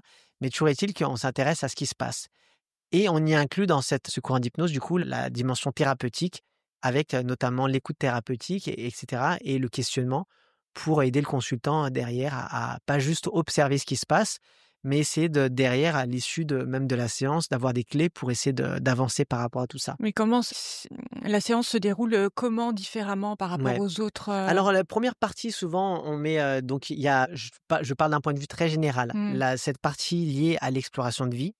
Ce qu'on retrouve également, qu'on ne retrouve pas dans tous les courants d'hypnose, d'exploration de vie et cetera, c'est, la libération d'entités, d'attachements et cetera. Donc je dis comme ça, je le dis bien entre guillemets, il y Mmh. a des mini exorcismes des fois, mais en fait, c'est soit avec soi-même, hein, des fois, hein, on se retrouve confronté à des entités qui sont là. C'est beaucoup plus courant qu'on ne l'imagine d'ailleurs, hein, d'avoir un parasitage C'est un quelconque. nettoyage Voilà énergétique, et des mmh. personnes qui se mettent d'un seul coup à changer de voix et avec d'autres noms en pleine séance parce que justement, il y a un parasitage et encore une fois, grâce à l'écoute thérapeutique, on prend le temps d'écouter cette entité, ce défunt des fois qui est là en fait, qui vient, en gros des fois, plomber, le consultant dans son quotidien, hein. Mmh. Typiquement, le cas de figure, c'est le consultant qui a l'impression de tout mettre en place dans sa vie pour arriver à un objectif, mais qui ne comprend pas pourquoi, il y a toujours un blocage. Mmh. Et souvent, on ne sait pas ce que ça va être à l'avance. Des fois, c'est un élément lié à une vie passée et des fois, c'est: «Ah, d'un seul coup, en pleine séance, ah, j'ai un gène à tel endroit». Par exemple, au niveau de la gorge. Mmh mh. Ah, bon, c'est marrant, la communication, ça peut Mmh, être un blocage toujours, ouais. et puis, le gène persiste qui n'est pas lié, du coup, à l'état de conscience qui s'installe, l'état modifié de conscience, mais du coup, je demande à parler à la douleur et là, d'un seul coup, la personne change de voix: «Je suis un tel, je suis là, depuis X années, sur les cordes, depuis cet événement particulier» et souvent, je le dis, mais c'est aujourd'hui, je le dis avec le sourire, dans mon cas de figure, encore une fois, parce que j'ai des confrères qui ne vivent jamais ce type de choses, mais on est formé pour et moi, je l'ai souvent et c'est en fait, je me rends compte que depuis que je suis enfant, j'ai vécu beaucoup de trans d'incorporation, de choses comme ça. Pas de possession, je fais bien la différence entre les 2, mais c'est des états de channel, en fait, où ça communique à travers moi, hein. Mmh mh. Donc les âmes, les défunts, des fois communiquent à travers. Et aujourd'hui, ça, j'ai un peu fermé cette capacité, même si je peux l'ouvrir, ça m'est arrivé encore de temps en temps, mais avant, je le gérais pas trop, hein. Mmh. Et ayant fait cette expérience, bah, en fait, je me rends compte que naturellement, j'attire beaucoup de consultants qui, dans cet état, se retrouvent dans ce type Oui, il y d'état. a pas de hasard. Les Voilà, il gens y a pas viennent de à hasard toi, voilà. et voilà et donc dans ce type de libération, d'un seul coup, ils parlent et en fait, le défunt, dans ce cas de figure, a besoin d'être écouté. Souvent, il se fait passer pour quelque chose, des fois, qu'il n'est pas. Un peu, tu vois, démoniaque, voilà. Ou En un fait, peu, c'est oui. pour essayer de générer une peur, voilà, mais ça ne bah, Ou de par mon l'humour vécu ou autre peut-être, des chose fois? De l'humour de peut-être? l'humour aussi des fois, Ouais. mais du coup, je prends juste le temps d'écouter. Je dis: «Bon, Mmh. OK, plus sérieusement, qui es-tu?» et cetera et en fait, juste prendre le temps d'écouter quand le défunt, a cet espace d'écoute et cetera, ben, on se rend compte que le chemin est le même. Donc en fait, qu'est-ce que je réalise derrière? C'est un passage d'âme à travers le questionnement, l'écoute thérapeutique. Il avait juste besoin d'être écouté, d'être entendu pour, continuer son cheminement, tout simplement.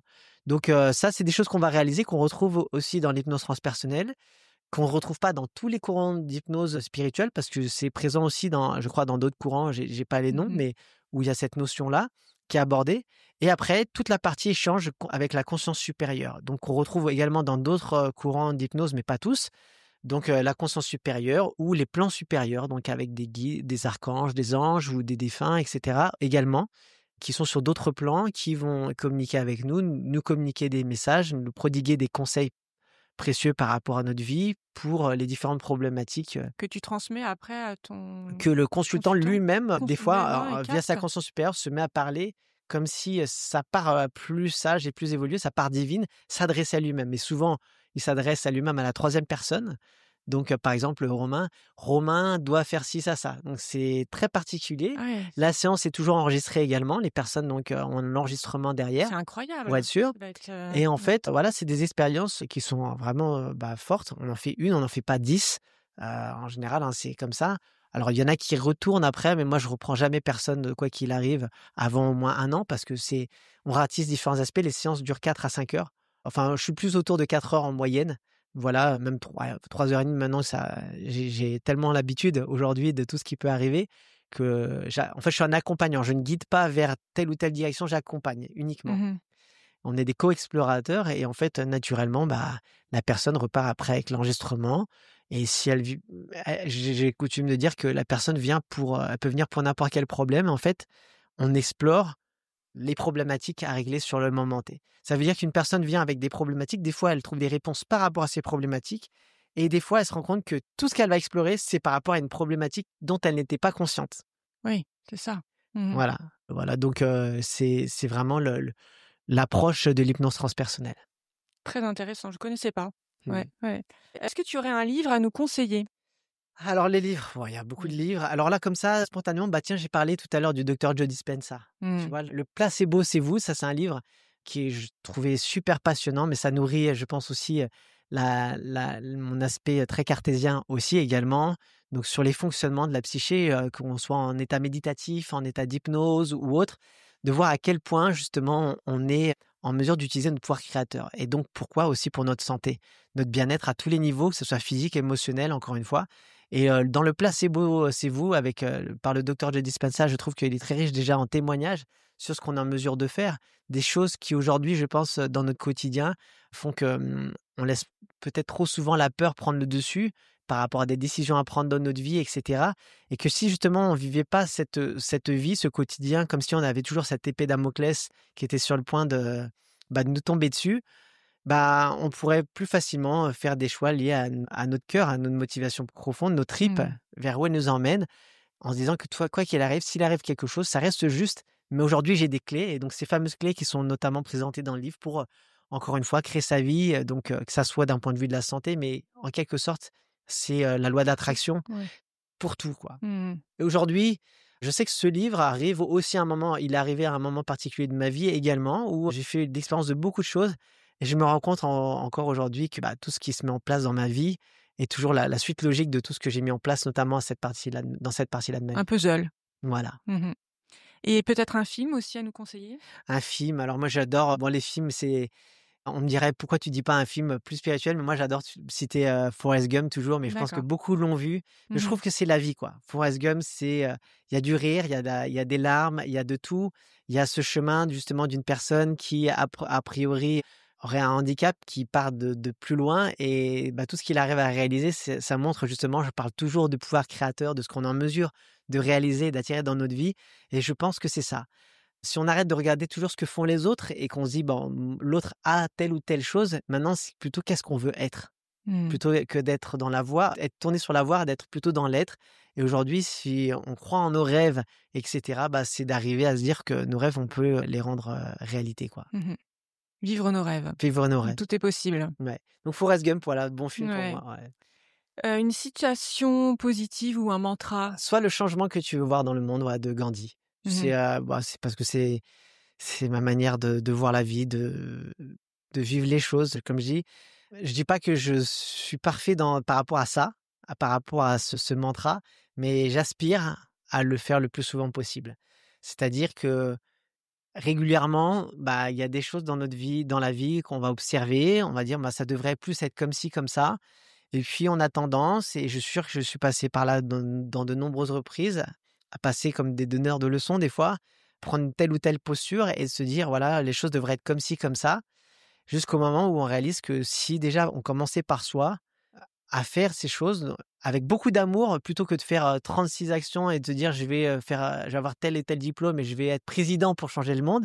Déjà à notre échelle, commencer par, peut-être moins d'actions, mais avec beaucoup d'amour et de le faire comme ça, on remarque déjà naturellement qu'on change notre perception de la vie et donc forcément si on change notre perception de la vie, on change la nature de la réalité qu'on observe déjà autour de nous. Oui.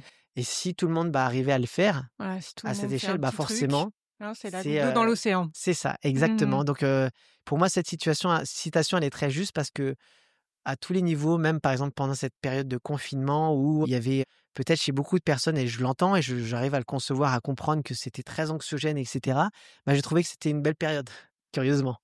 Oui, parce Chez que moi, il se passait plein de choses, ça remuait beaucoup, hein. Ça veut pas dire que belle période, ça veut pas dire qu'il y a pas de pleurs, qu'il y a pas ce genre de choses. comme les coups durs dans la vie Exactement, finalement, ça nous amène des leçons et ça nous exactement. amène, plein de choses.